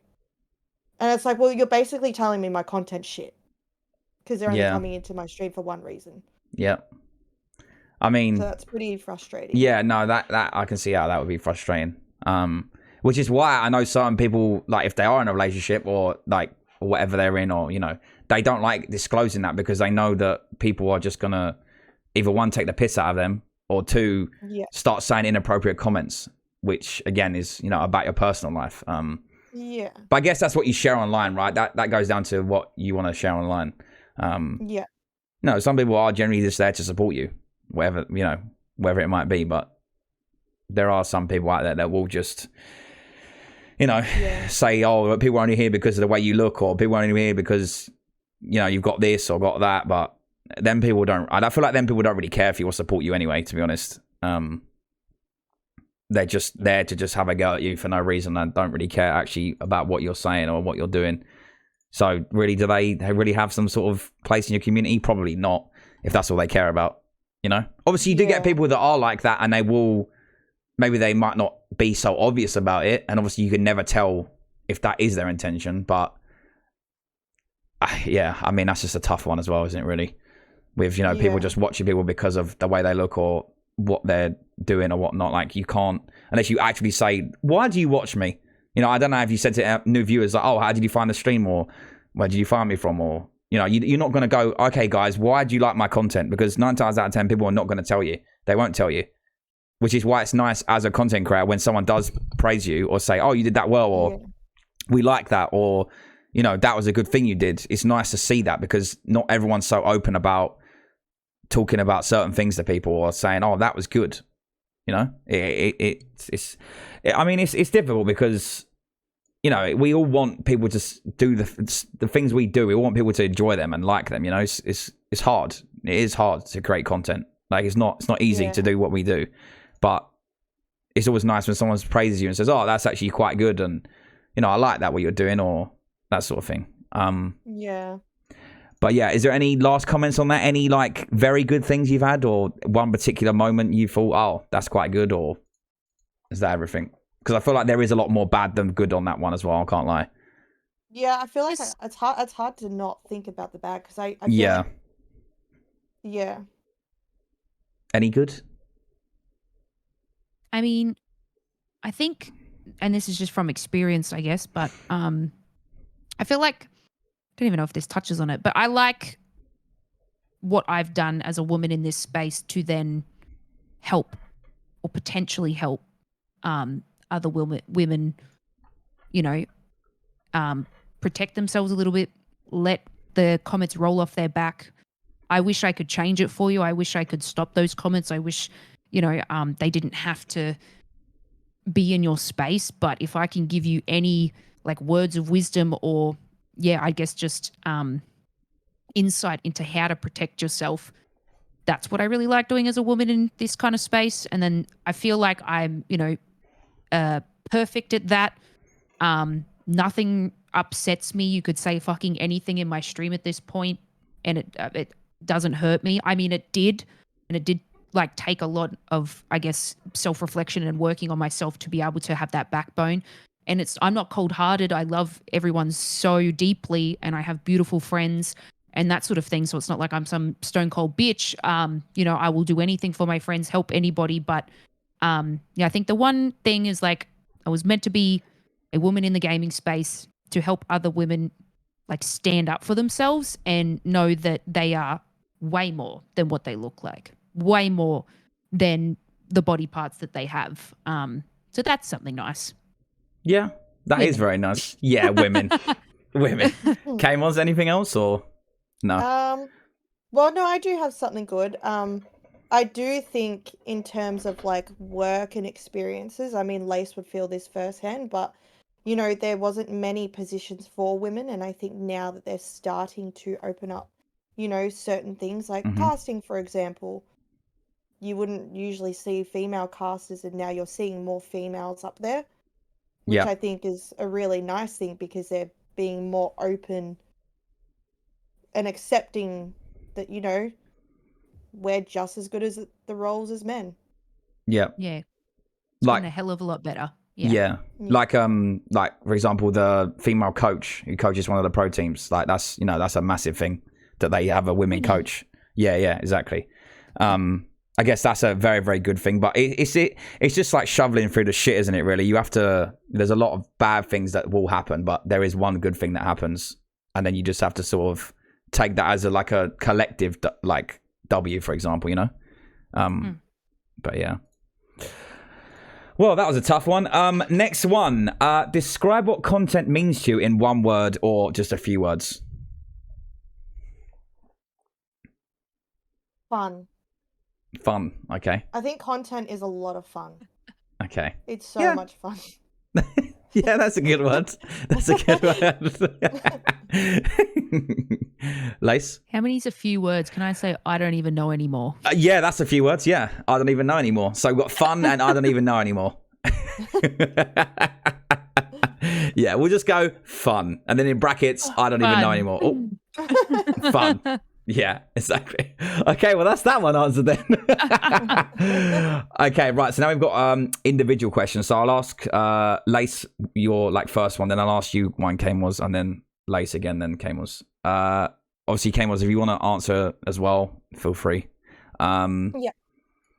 Lace, I feel like you've spoke about this a little bit, but yeah. Do you think your sales experience helped you connect with brands easier? Yeah. Yeah, I do. It's exactly the same thing. Get a product, you learn about it, you sell it. Like that's exactly what you do. And this is for most people that I didn't work in some fancy ass it was EB Games, right? So I was around gaming, it was products, it was sales, there were KPIs. I went to court because some guy tried to punch me over a $23 Modern Warfare game. I was like, get me the fuck out of there. So I went to e-commerce and I did store support, right? So I've lived a jolly good life in retail. So like having all of that and, you know, being a manager and managing staff and products and things that come in and because I guess with gaming, there's so many different things and it was only just getting bigger and better. There was lots of things that I had to learn about it. So, you know, someone could come in and be like, hey, I want this. You know, I got weirdly good at selling stuff. You know, someone would come in for the Xbox One when they came out. And I would be like, no, here's a PS4. And I would quite literally flip their mind into going to the opposite competition because I was so passionate about that particular product. And it's the exact same thing with streaming. I will do a lot of different campaigns that I may not be wholeheartedly into, but I predominantly will go for something that I really love because you can hear it in my voice. You can hear that I actually like it. So with ASUS and being partnered with ROG, I loved their shit. And I was like, I need to have this. And what that did is stopped me from getting other brand deals with other headsets. So I'm locked in. I can't do Razer. I can't go Logitech. And that is a massive thing that I had to make a decision on. But I love this brand so much. I use everything from them. The quality is great. And that, in hindsight, basically, helps me drive that product, helps me sell that product. So if I like a thing, you got to know about it. And that's why it's easy to sell. So it was the same as working. Like they would come in and ask me my favorite game and I'd tell them my favorite game and then I'd sell it because they got excited for it. Literally if you can sell anything, even just working in just any general customer service, it's crazy the amount of streamers that have never had a goddamn job and went straight into streaming, and it shows. It shows in the way that they hold themselves on stream, the way that they approach things, the way that they gatekeep and have conversations with people. Streaming to me is literally just like I guess, talking to a customer in a sense. You're handling many different types of personalities, many different types of people, answering many different types of questions, and you got to be nice about it or you get cancelled. It's the same as it being in the workforce. I did yell at a lady, though, and I told her to get the fuck out because she called me a dumb bitch. But that's a different story, right? That's another story, Didn't get fired. Nice. So, it's pretty much I've taken everything that I've learned from retail and moved it over. And I started streaming at like what is considered an older demographic of streamers. Everyone started when they're like 18, 17, 18, like they're quite young. And I didn't start till I was like 23, 24. So, I started a little bit later, but I had so much knowledge which helped me, I guess, grow a lot quicker. And I'm not a big streamer. I know that. But I get a lot of brands. I do. Yeah. Like I do. Valid. And like you can do it too. I literally have them coming out the wazoo. I build good relationships with people because I'm professional when I do it. Not professional on the stream, but when it comes to a brand or me selling a product, I will be incredibly professional because that's what they want. Yeah, true. And like that's what I'm saying, your sales background helps with that because you've worked in that environment, so you know exactly what they want when you are promoting said thing, right? Even if some crazy woman was trying to attack you or whatever you said earlier. A whole different podcast. Yeah, that's a whole different podcast, yeah. Okay, KMOZ, yours is quite similar to this one. Do you think your digital marketing and PR background helped with working alongside brands? Oh, for sure. It definitely taught me how to talk, like from a creative perspective. Having those jobs and having that experience taught me how to, talk to brands. If I want to message them, I know how to message them. I know what they're after. So I feel like having a little bit of that marketing experience and having the first experience of being on the outside of it, I know how to establish myself sort of in that sense. Yeah. I know how to talk to people and I know how to go about it. Oh, okay, sorry. And I look at KMOZ's TikToks, or the content that she just makes. Yeah. And it's good. And I've been doing this longer than her, but I look at her TikTok, I'm like, fuck, she's good at that. Like that experience in marketing and doing that sort of stuff, you can already see that. You know, like it already shows that she can do that. And I don't have marketing, so I'm like, fuck, like TikTok was better. That's why I feel like sometimes your content and the creativity is really good. Yeah. I feel like sometimes, like what you're saying, I feel like it's sometimes nice to lean on your friends or stuff like that to just to help you with certain things. Like I know you've come to me, KMOZ, and been like, I'm going to post this. Do you like this? What don't you like about this? And I'll always tell you my honest opinion. I'm not going to be like, yeah, that's amazing. Because I do that a lot. Yeah. Before I post something, I always seek validation if it's actually good enough, because I don't want to be posting something that isn't good. Like, I think I do this a lot. I'm like, is this actually funny, or do I find it funny because I'm in the video? Yeah. Like, I want you to tell me if it's actually funny. Yeah. Yeah. I'll like run into a room. I'm like, KMOZ, watch my TikTok. Is this okay? It's like, you want the validation. Because, especially if you work so hard on something, you spent hours on something, you want to know that it's going to do well, or even if it doesn't do well, you can spend fucking hours on a video and it does terrible. Yeah. But I mean, that's just TikTok's algorithm, and you can't really help that. That's a whole But nother story, that is. yeah, that's a whole other story. But yes, I definitely do seek validation off my friends first before something goes up. That's just the same as like anything on Instagram. Before I post a photo, I'm like, should I post this? Do I look good Do I in look this? fat in this? Yeah. Is the angle good? Should I do Am I this bloated? one or Yeah. this one? No, but I'm the same though. Anything I post, I ask Lex first if it's good or not, or Yeah. if it's worth Wife's posting, approval or makes sense. yeah, I have to make sure, because I sort of sometimes, you go into something, you think, oh, this might be good, but no one's watched Yeah. it, so it might be terrible Yeah. to everyone else, but it might be really good to you.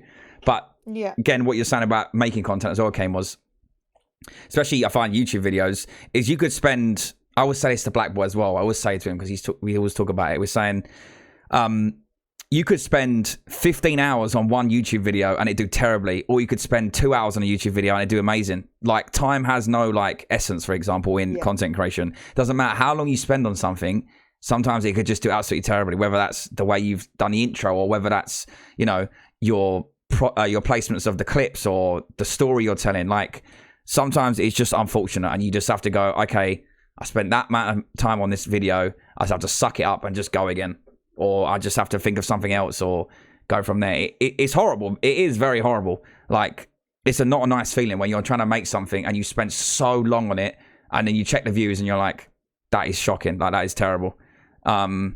Which is why you lean to your friends and be like, just give me your honest feedback about this thing, just tell me. Like, that's the honest thing, because your friends are going to tell you. People in the comments will tell you, but they'll tell you 10 times harsher. They'll be like, this video sucks, you're terrible, you're shocking. I mean, TikTok comments, for example, you get them, people being like, you shouldn't have done this, you should have done that, you shouldn't have walked over there, how can you think of that, how did you do that? Like, oh yeah, that I had one. Yeah, literally.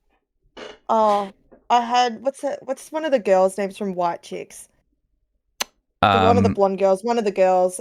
Anyway, I posted a video when I played Power World ages ago, and someone commented it, like, totally unrelated. They're like, oh, you look like the girl from White Chicks. I'm like, what? Thanks. Which one? Yeah, which one? Yeah. Yeah, No, people one love of to go them. for your looks or your gameplay. I mean, I've been told I look like Sid from Ice Age, so, it could be worse. It could be worse, KMOZ. It could be worse. But that's just, that's what I'm saying. That's just online comments. Yeah, people are very harsh. Online. People are very harsh. They just have no Turn it filter. into content.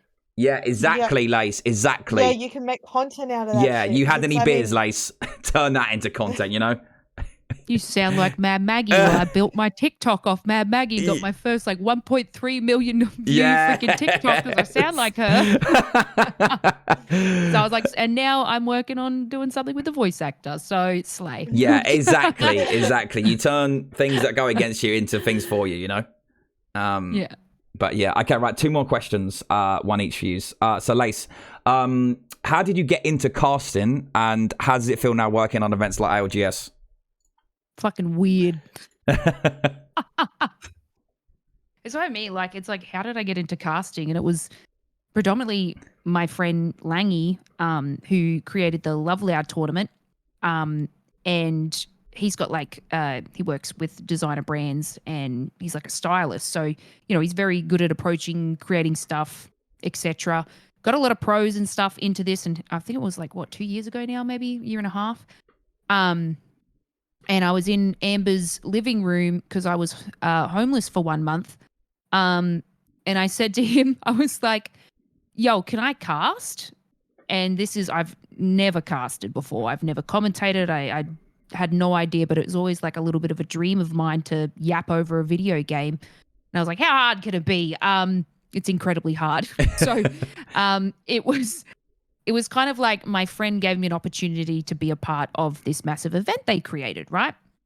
And they were just, an Apex streamer like me, and you, Woody, and KMOZ. They just had a great idea and they did it, and I did that.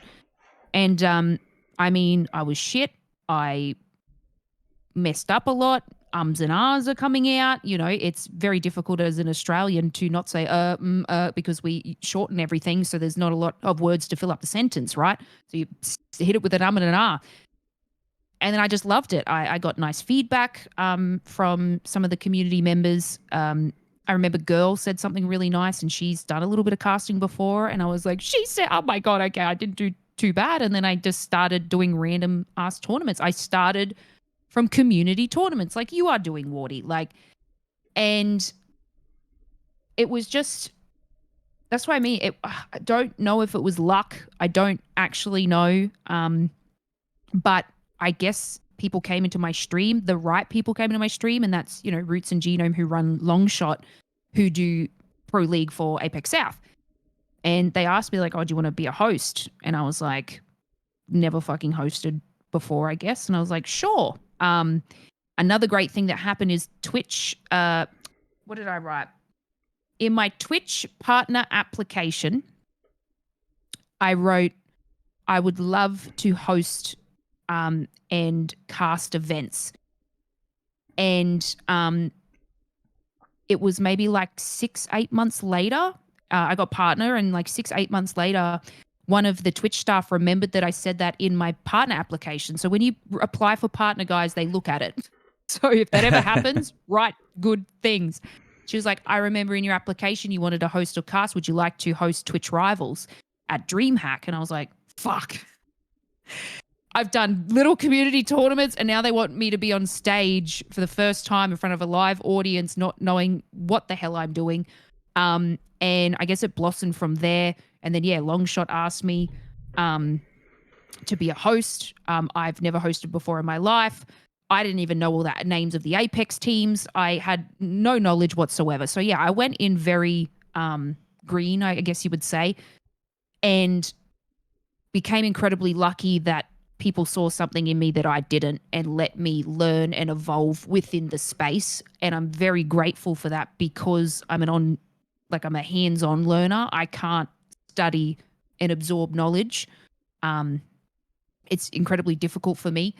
So the fact that I got given that, and then I got asked to go to EWC, like I literally don't know how it happened. And I'm still self-doubtful in myself within this space because it's incredibly new to me.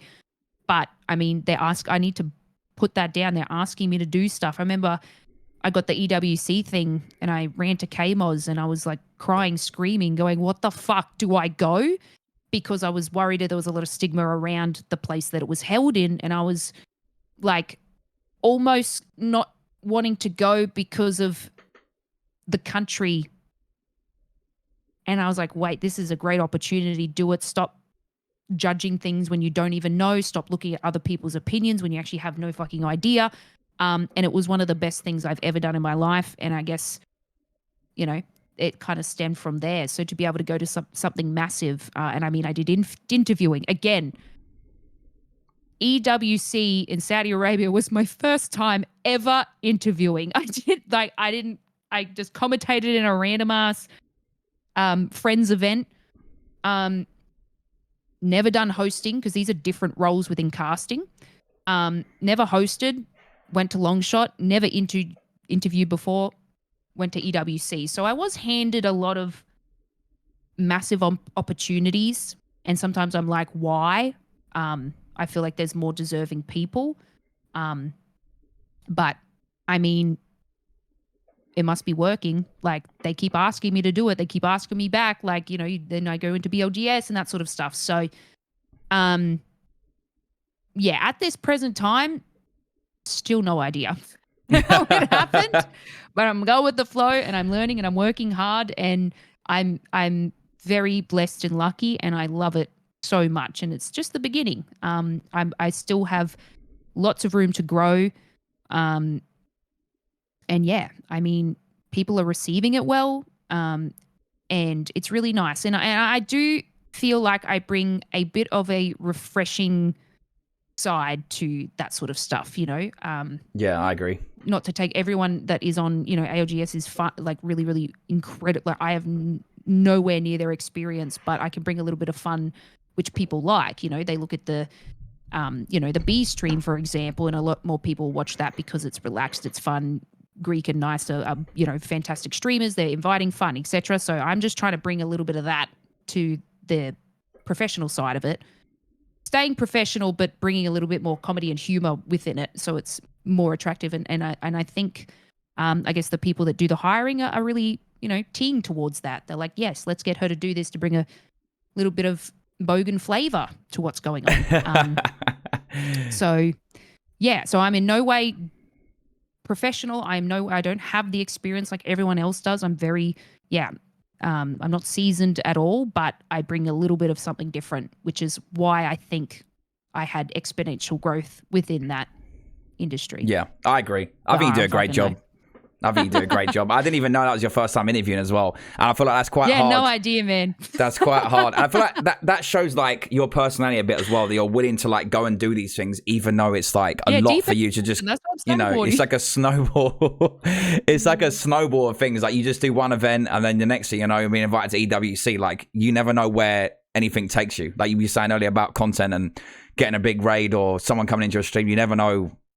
You typing in an application about you want to do events and now you're working with ALGS, BLGS, EWC. Like you just never know where it's going to take you eventually. But I totally agree with the side of you're more like the fun side of it and like because obviously all them, like you said, all of them do an amazing job. Like all of them are so good, but it's more of like the funny, jokey side that the people I think enjoy. Yeah. And obviously like the accent people, not many Australians, I don't think, I don't know, would get these opportunities to like, obviously Genome as well, get the opportunity to be able to be in front of, people like that. They're like, oh, this person's accent's so funny. Or for you, oh, that sounds like Mad Maggie. Like, it sort of ties in a lot well with that sort of stuff, Yeah.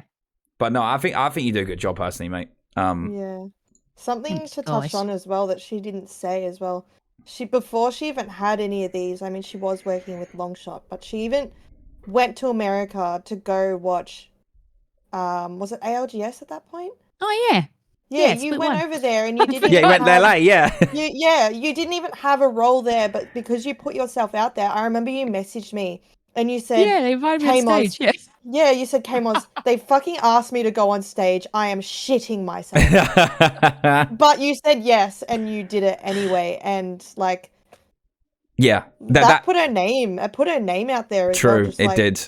It did. That's what I mean. You have to put yourself in the right place at the right time. Or just the right places, You never know what you're going to get just by going to an event or going to see someone. Or, you know what I mean? You never know what's going to happen. Yeah, that movie Yes Man? That's just how I fucking live my life. Yeah. Rebel? This monster? No, but I would have kicked myself if I said no. Yeah, right? exactly. So exactly. I have severe anxiety and I can't go to the shops and get groceries without KMOZ. Like I can't, I physically, it makes me sick. You should see me trying to go out on a night out. Like I'm sitting there like, and everyone looks at, like my friends now know not to look at me and know that it's just a normal anxiety reaction. But I'm doing this shit on stage. Like I will always push myself. I'm that person that if I'm on a top of a cliff and there's like, a long way down, but it's like some sort of, I don't know, flying fox or something, or skydiving, I'm terrified, but I'm just gonna fucking jump and be like, YOLO. Yeah. Like I don't have a death wish. I'm too anxious to die. But like I take the plunge and I take the leap because it's only like a second of insecurity and then you're like, hey, it ain't that bad. Yeah, it wasn't as bad as I thought it was. No, that's just, I think that's with content as well in general. Like sometimes you just have to push yourself because like you never know what's going to come from it. Or, you'll always end up kicking yourself if you don't do something compared to you just think, okay, let me just try this and see if it happens. If it doesn't work out, it doesn't work out. It's not the end of the world. It really isn't the end of the world. It's better to do it than someone else, Like, say, for example, you didn't go to EWC or you didn't do the long shot thing. Like, you someone else could be doing it right now, They'll just find someone else. So, Yeah, I think that's the thing. Do it because everyone's replaceable. Well. Yeah. Yeah, exactly. I think that's the thing as well. Like, I don't even know where I was going with that. But yeah. Oh no, where I was going with that is everyone's scared. Everyone's scared to do shit. But I feel like that just shows you that even though you're scared, you should still push yourself. Yeah. Yeah, I was totally going agree. I totally agree.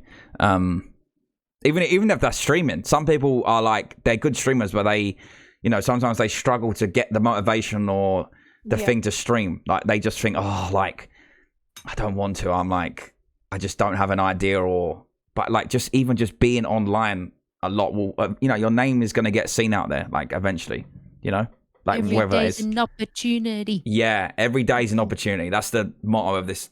Said that at the start of this, guys. Yeah. No, but it's true. It is true. Every day is an opportunity. You're right. You never know what's going to happen. Yeah, no. That's you know, the amount of tweets you see of people. Get off early. No. Yeah, exactly. You just end stream early, yeah. But the amount of people you see that say, oh, I've had a really bad time, but, you know, my community came together and we had a really good stream, or, you know, I got 500 subs, or, you know, something that's like positive about your community and shows people that, yeah, you are a community, you know? Like, I mean, sometimes I've had it before, like, for example, when I did my first subathon, I wasn't sure, you know, like, you have a community and, you know, people are there, but sometimes it's hard to be like, why do they watch me? And then you realize when you get like an influx of support, whether that's, you know, financially, or if that's just watch wise or viewership wise, you think, oh, okay, no, people do actually want to watch me. Like, people do like the stuff that I'm producing. Like, it makes you feel, you know, it makes you feel nice, like, about yourself. I'm not going to lie. Yeah. Because it's very hard to be validated in content. I feel like it's all numbers based, always. It's the way it is now, and I feel like it's the way it is always going to be. It's always numbers based. I'll tell you a real sad story. Yeah, go on.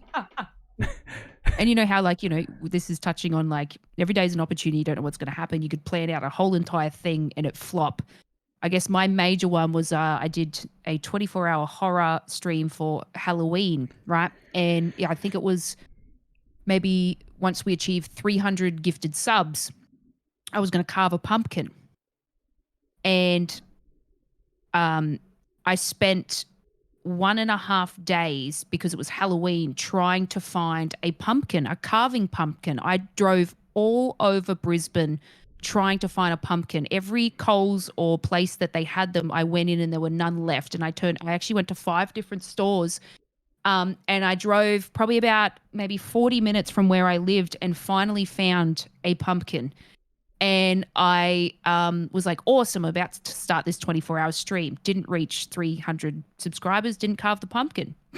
Oh, no. It sat there. 3 days later, it looked like the saddest piece of shit. It wilted because I had to carve it out and get all the seeds out. And it was just like, it looked like a sad pumpkin. And it was just like, you know, there are those moments you have these ideas and they flop, right? But that's not going to stop me. But yeah, I worked really incredibly hard to find a fucking $10 pumpkin. I drove it took me forever.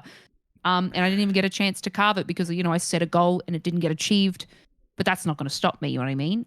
So next Halloween, let me carve my pumpkin. Find that pumpkin, yeah. Give Lace 300 subs. You want to see a pumpkin carved, please. Please. So, you know, it happens to everyone, you know? Yeah, true. It does. It does. KMOZ, do you have any stories about that, or any, you know, inside gossip you want to give us, KMOZ? Oh, about Lacey? No, just about, like, if you've had a story with an idea you've had. No, not about Lace, yeah. But secrets about Lace, yeah, that's the next section. Like, for example, like an idea you've had or that you've gone out to buy and it hasn't gone the way you thought it was going to go, you know? Because I've had that as well, you know, with subathons and certain things. Nothing too crazy, but I did buy a Christmas tree and I couldn't figure out how to put it together. I don't know if you saw the clip of that, but... No, I didn't see that, actually. We did that on stream, did you? Yeah, I did it on stream. KMOZ does something, she's always successful. Yeah. I was putting a Christmas tree together in my room, and I didn't know, but I don't know why they do this, but they had this, like, green thing that, like, covers the holes that you know you have to put the bottom of the together. Tree Yeah. Yeah. Why? Like, it doesn't make sense to me why I had this, but anyway, I'm looking at it with a pickle costume on, by the way. Like an absolute idiot, and yeah, figured it out, but that was just really silly. I have nothing too crazy. Trying to put together a Christmas tree in a pickle outfit. I mean, that just describes you perfectly, KMOZ. But no, yeah, you know, that's just with anything in it. Like, ideas, whether that's a subathon or just in general, like, every idea you try is not gonna, you know, might not work out, but It's the thought that counts, you know? You know, this Christmas, KMOZ might put up a tree, and the Halloween, Lacey's going to carve a pumpkin. So, you know, that's one thing we can get out of this. You're damn straight. Yeah, damn straight. Okay, okay, very last question, and for you, KMOZ. So you spoke about it a bit earlier, but not too much. How does your ADHD affect your productivity to plan for streams and make content? Oh, severely. Like, I think ADHD is probably one of the reasons why I think I could be more successful in many aspects of my life, like my career, like uni, stream, everything. I think, I mean, I'm getting diagnosed. I haven't got a diagnosis yet, but I struggle to do absolutely everything to the point where, like, I mean, Lacey will tell you, sometimes I have so many things that I need to do, and I get like really bad executive dysfunction where I actually can't move. So I'll sit in my bed for like 5 hours and then do something last minute to try and get it done. And like that comes into stream as well. Like, I always try and be early on time for stream. I don't remember the last time I was actually on time. I can't be on time. It's really frustrating.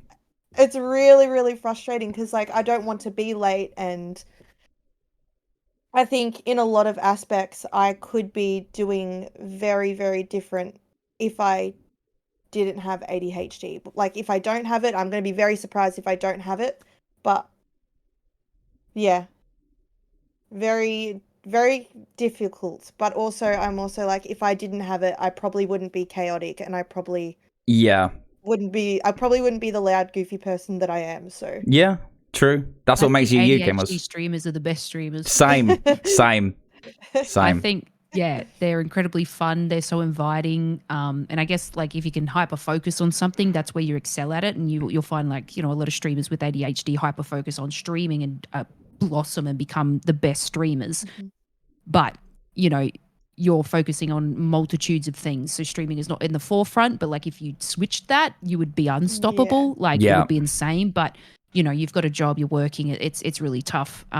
With all of that sort of stuff. But yeah, I actually think they're the funnest. And sometimes I'm like, fuck, I wish I had like ADHD so I could be a better streamer. I know that's not necessarily a great thing to say because I know it affects your life in many other aspects, and like you can't focus on one thought. You have several, which then you shut down. You don't do anything. You're called lazy or stupid or anything like that. That's not the truth.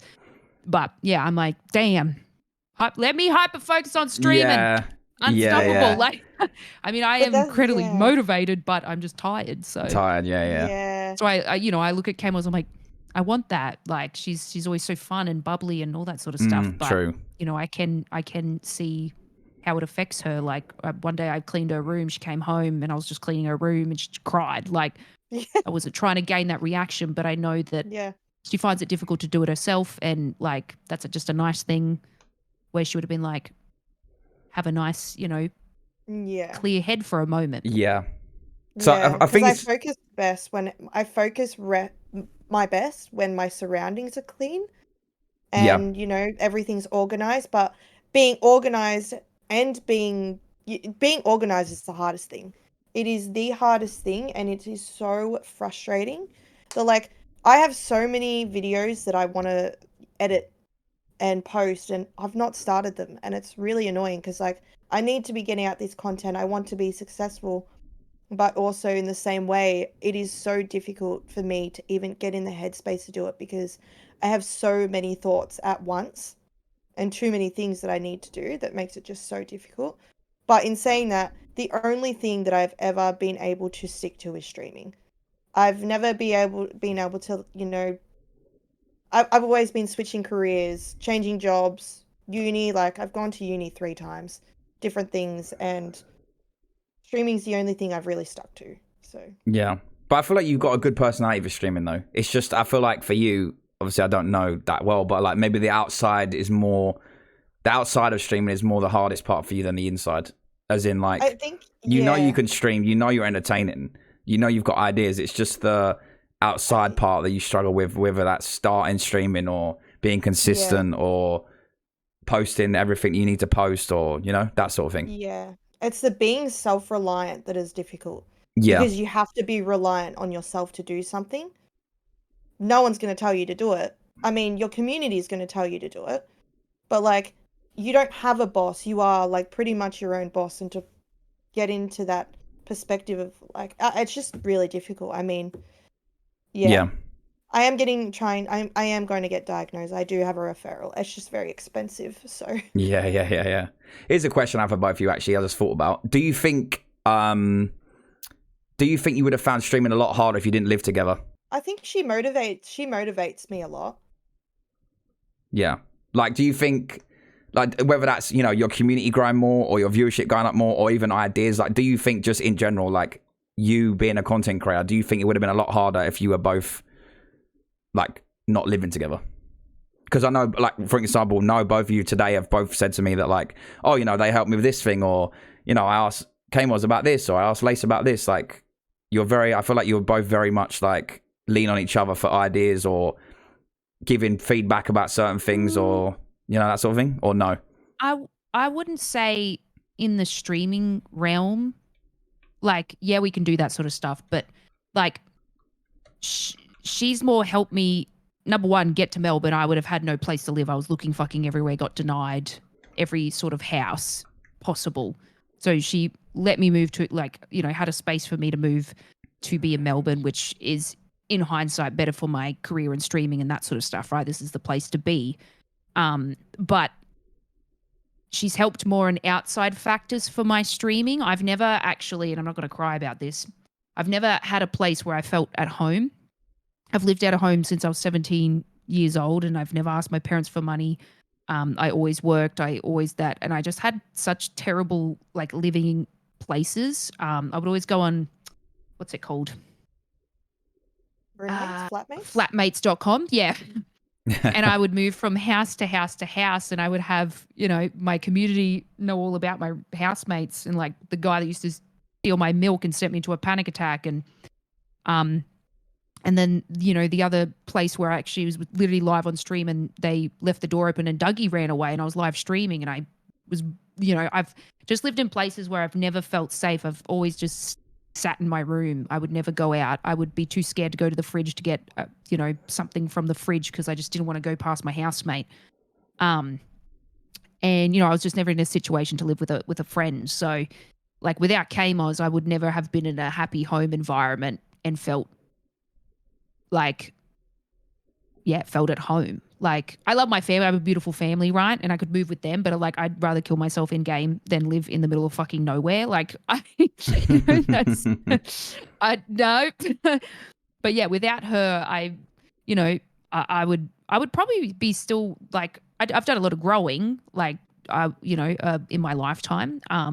But yeah, I've never actually felt at home. I've never been excited to see my roommate or my friend. Like, I get it's like a puppy dog. I'm like, fucking KMOZ is coming home. I'll wait at the window for her with the other two dogs. Like, everyone's like, what are you doing? Where are you going? What's happening? Like, it's a really nice feeling to finally feel like I belong in a place. And we make jokes about it, and we're like, oh, you know, what if we get married or start dating? And we're like, yeah, we're not leaving each other. Like, we're codependent now. And like, I don't give a fuck if you've got a boyfriend, you want to move in him. There's got to be a room for me and my two dogs. Like, I'm coming along with you. I'll third wheel till you are in the grave. Like, it's just, it's nice having this feeling. So yeah, I guess you could stem that into it helping with streaming and keeping me positive and that sort of stuff. But yeah, it's more, she's helped me, you know, outside of life.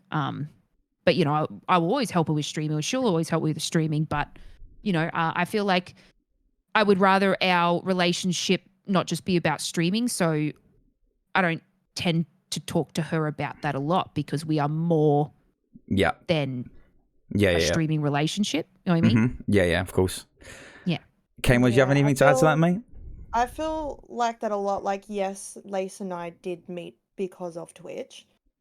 But I think our friendship has definitely grown into something a lot more than that. Like, it's not really about, like, I mean, we don't really talk about stream that often, I don't think. Like, yeah, we don't really talk about it that often.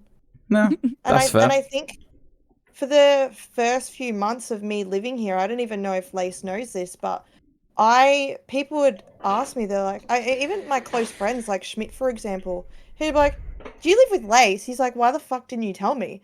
I'm like, I don't know. Was I meant to tell you? Like, because I don't know, it was like a weird thing. Like, and I would always say, like, on stream, I'd be like, yeah, I have a roommate. But I would never say it was Lace because I felt weird about, you know, saying that she was my roommate because I didn't want people to think that, like, you know, there's that stigma behind knowing someone that has more following than you.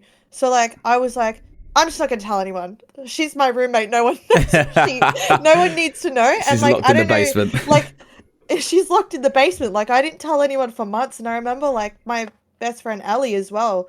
I didn't tell her either, and like everyone was like so weirded out. They're like, "Why the fuck is she being so secretive?" Like, but like I wasn't. I was just being careful because I didn't want people to have insinuations about me as well. And like, yeah, I don't know if Lacey knows that, but like even to this day, like I mean, we talk about stream. We say, yeah, I'm gonna go stream, but it's not really like, you know, Like a big if we have topic. something, yeah, it's not a big topic. Like for the most part, it's like, you know, it's work as well in Yeah. a way. I mean, not so much for me, but you know, it's just like coming home from work and you just say, oh, how was stream today? It was good. Yeah. You know? Yeah, yeah. Like it's Yeah, I want not. to switch off and yap about something else. Like, Yeah, yeah, Yeah, it's so yeah. true. So true. Yeah, No, but I feel like you two are more like sisters than like friends, you know what I mean? I think so Like too. you're very I much think so like, too. you know, you're very like similar. Similar but different at the same time, you know? Yeah, I think we're very different, but we're also very, very similar in a lot of ways. Yeah. She's definitely the organized sister, and I'm not. Yeah. Yeah. Oh, so true. Okay, what are your next goals for 2025? Wait, what was the question? Sorry. What are your next goals for 2025? Oh, that bloody ADHD medical diagnosis. Okay. I think yeah, I feel don't like we're in know. the same boat. Yeah. Trying to fix our health. Okay. Yeah. That's not a I'm bad one. definitely trying to fix my health and get to where I feel comfortable within my body. I think that's one of my goals. Yeah. I feel like that's very like people don't talk about that a lot as well. It's like if your outside life isn't good or like if you're not, you know, actively trying to be healthy outside of it, it will, you know, it will creep into your stream and like people will notice and stuff like that, you know. Yeah. Whether that's, you know, smoking or drinking or whatever it is, you know, or just not eating that great, like it can affect you, like your moods, your Oh yeah. you know, what is this mood ruling, you know? It can just affect you, you know what I mean? Yeah. But yeah. That's one downfall with streaming for me actually that I find incredibly difficult is I'm like struggle to be organized, but also being on stream from like 7 p.m. to 12 a.m. at night, you miss a whole span of eating dinner. So what I kept doing was my dinner ended up being like chocolate chips and, you know, it bit me in the ass because I ended up with fatty liver. So I had to kick myself into gear to start eating properly. Yeah. So. Yeah, that's fair. I mean, for me, it's like getting out and walking before I start, like just whether that's an hour or half an hour of walking, like I get up, go for a walk, like just so you're out, you know, away from the PC. Because it's very easy to wake up, get on your PC and then just sit there. And the next thing you know, you've been sitting there for 6 hours, whether that's streaming, editing, recording, whatever it is, you know, it's very easy to just get sucked in and just be there for ages, you know? Yeah. Will KMOZ lock in for longer than 2 seconds? Honestly, I locked Good out for that ADHD, question. mate. I locked out for that question, honestly. She can't You said focus. it and I didn't hear it. Well, there's your answer, Deagle.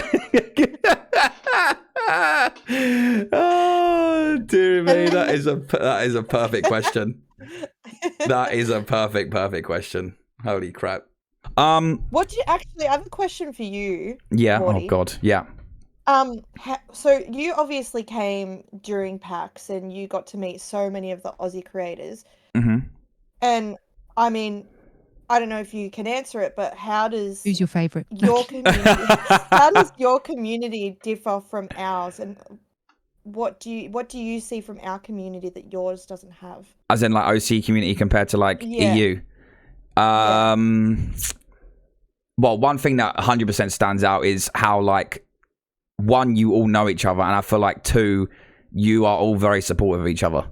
Whether, you know, you might not agree with that, or like you might think there are certain people that aren't so supportive, but I think that might be the number one thing that you, like, a lot of people will know each other and they are also very supportive, whether that's, you know, watching their stream or following them or liking their tweets or whatever it is. Like, there's a lot of people you meet through one streamer where you can meet like hundreds of people, whereas EU is very different because it's, you know, it's a lot of different countries and different backgrounds and different personalities. Some people won't, you know, they're not going to get the banter, or they won't understand what you're saying, or that sort of thing. Whereas obviously Aussies, everyone's, you know, everyone's from the same country, whether, you know, they're from Brisbane, Perth, Melbourne, like, you know, you all have different accents and different ways to say things, but you all understand the banter, you all understand, you know, the way it is to be Australian stuff. So yeah, I'd say that's the main difference, that like Aussies are very, very supportive, whether that's of other Aussies or just Aussies in general, or other people in general, sorry. I feel like you've got like a very, very tight-knit community. But I think that's it. I don't think there's any other questions. I don't think anyone has any other questions for you two. It's also Christmas in 3 minutes for you two as well. So, you know, nearly Christmas time. You want to go sit under this tree, Goodness. KMOZ? Yeah, Merry Christmas. Yeah, Merry Christmas. You're going to go sit under the Merry tree? Christmas. Yeah, Merry Christmas. Merry Christmas. But yeah. Shout out to KMOZ and Lace for doing this as well, by the way. All their social medias are down there. And yeah, I actually think that was a great episode. 2 hours, 16 minutes long. Bosh, Merry Christmas. I survived. And a Happy New Year. Christmas. Merry Christmas. Thanks for doing this, guys. I Merry appreciate you. Christmas. That's right. We love you, Wardy. Bye, guys. Love you guys. Love you, Wardy. Bye-bye. Have a nice Christmas. Bye, bye, bye, bye, Bye-bye. bye, bye, bye. Bye. How do I hang up on Bye-bye. this?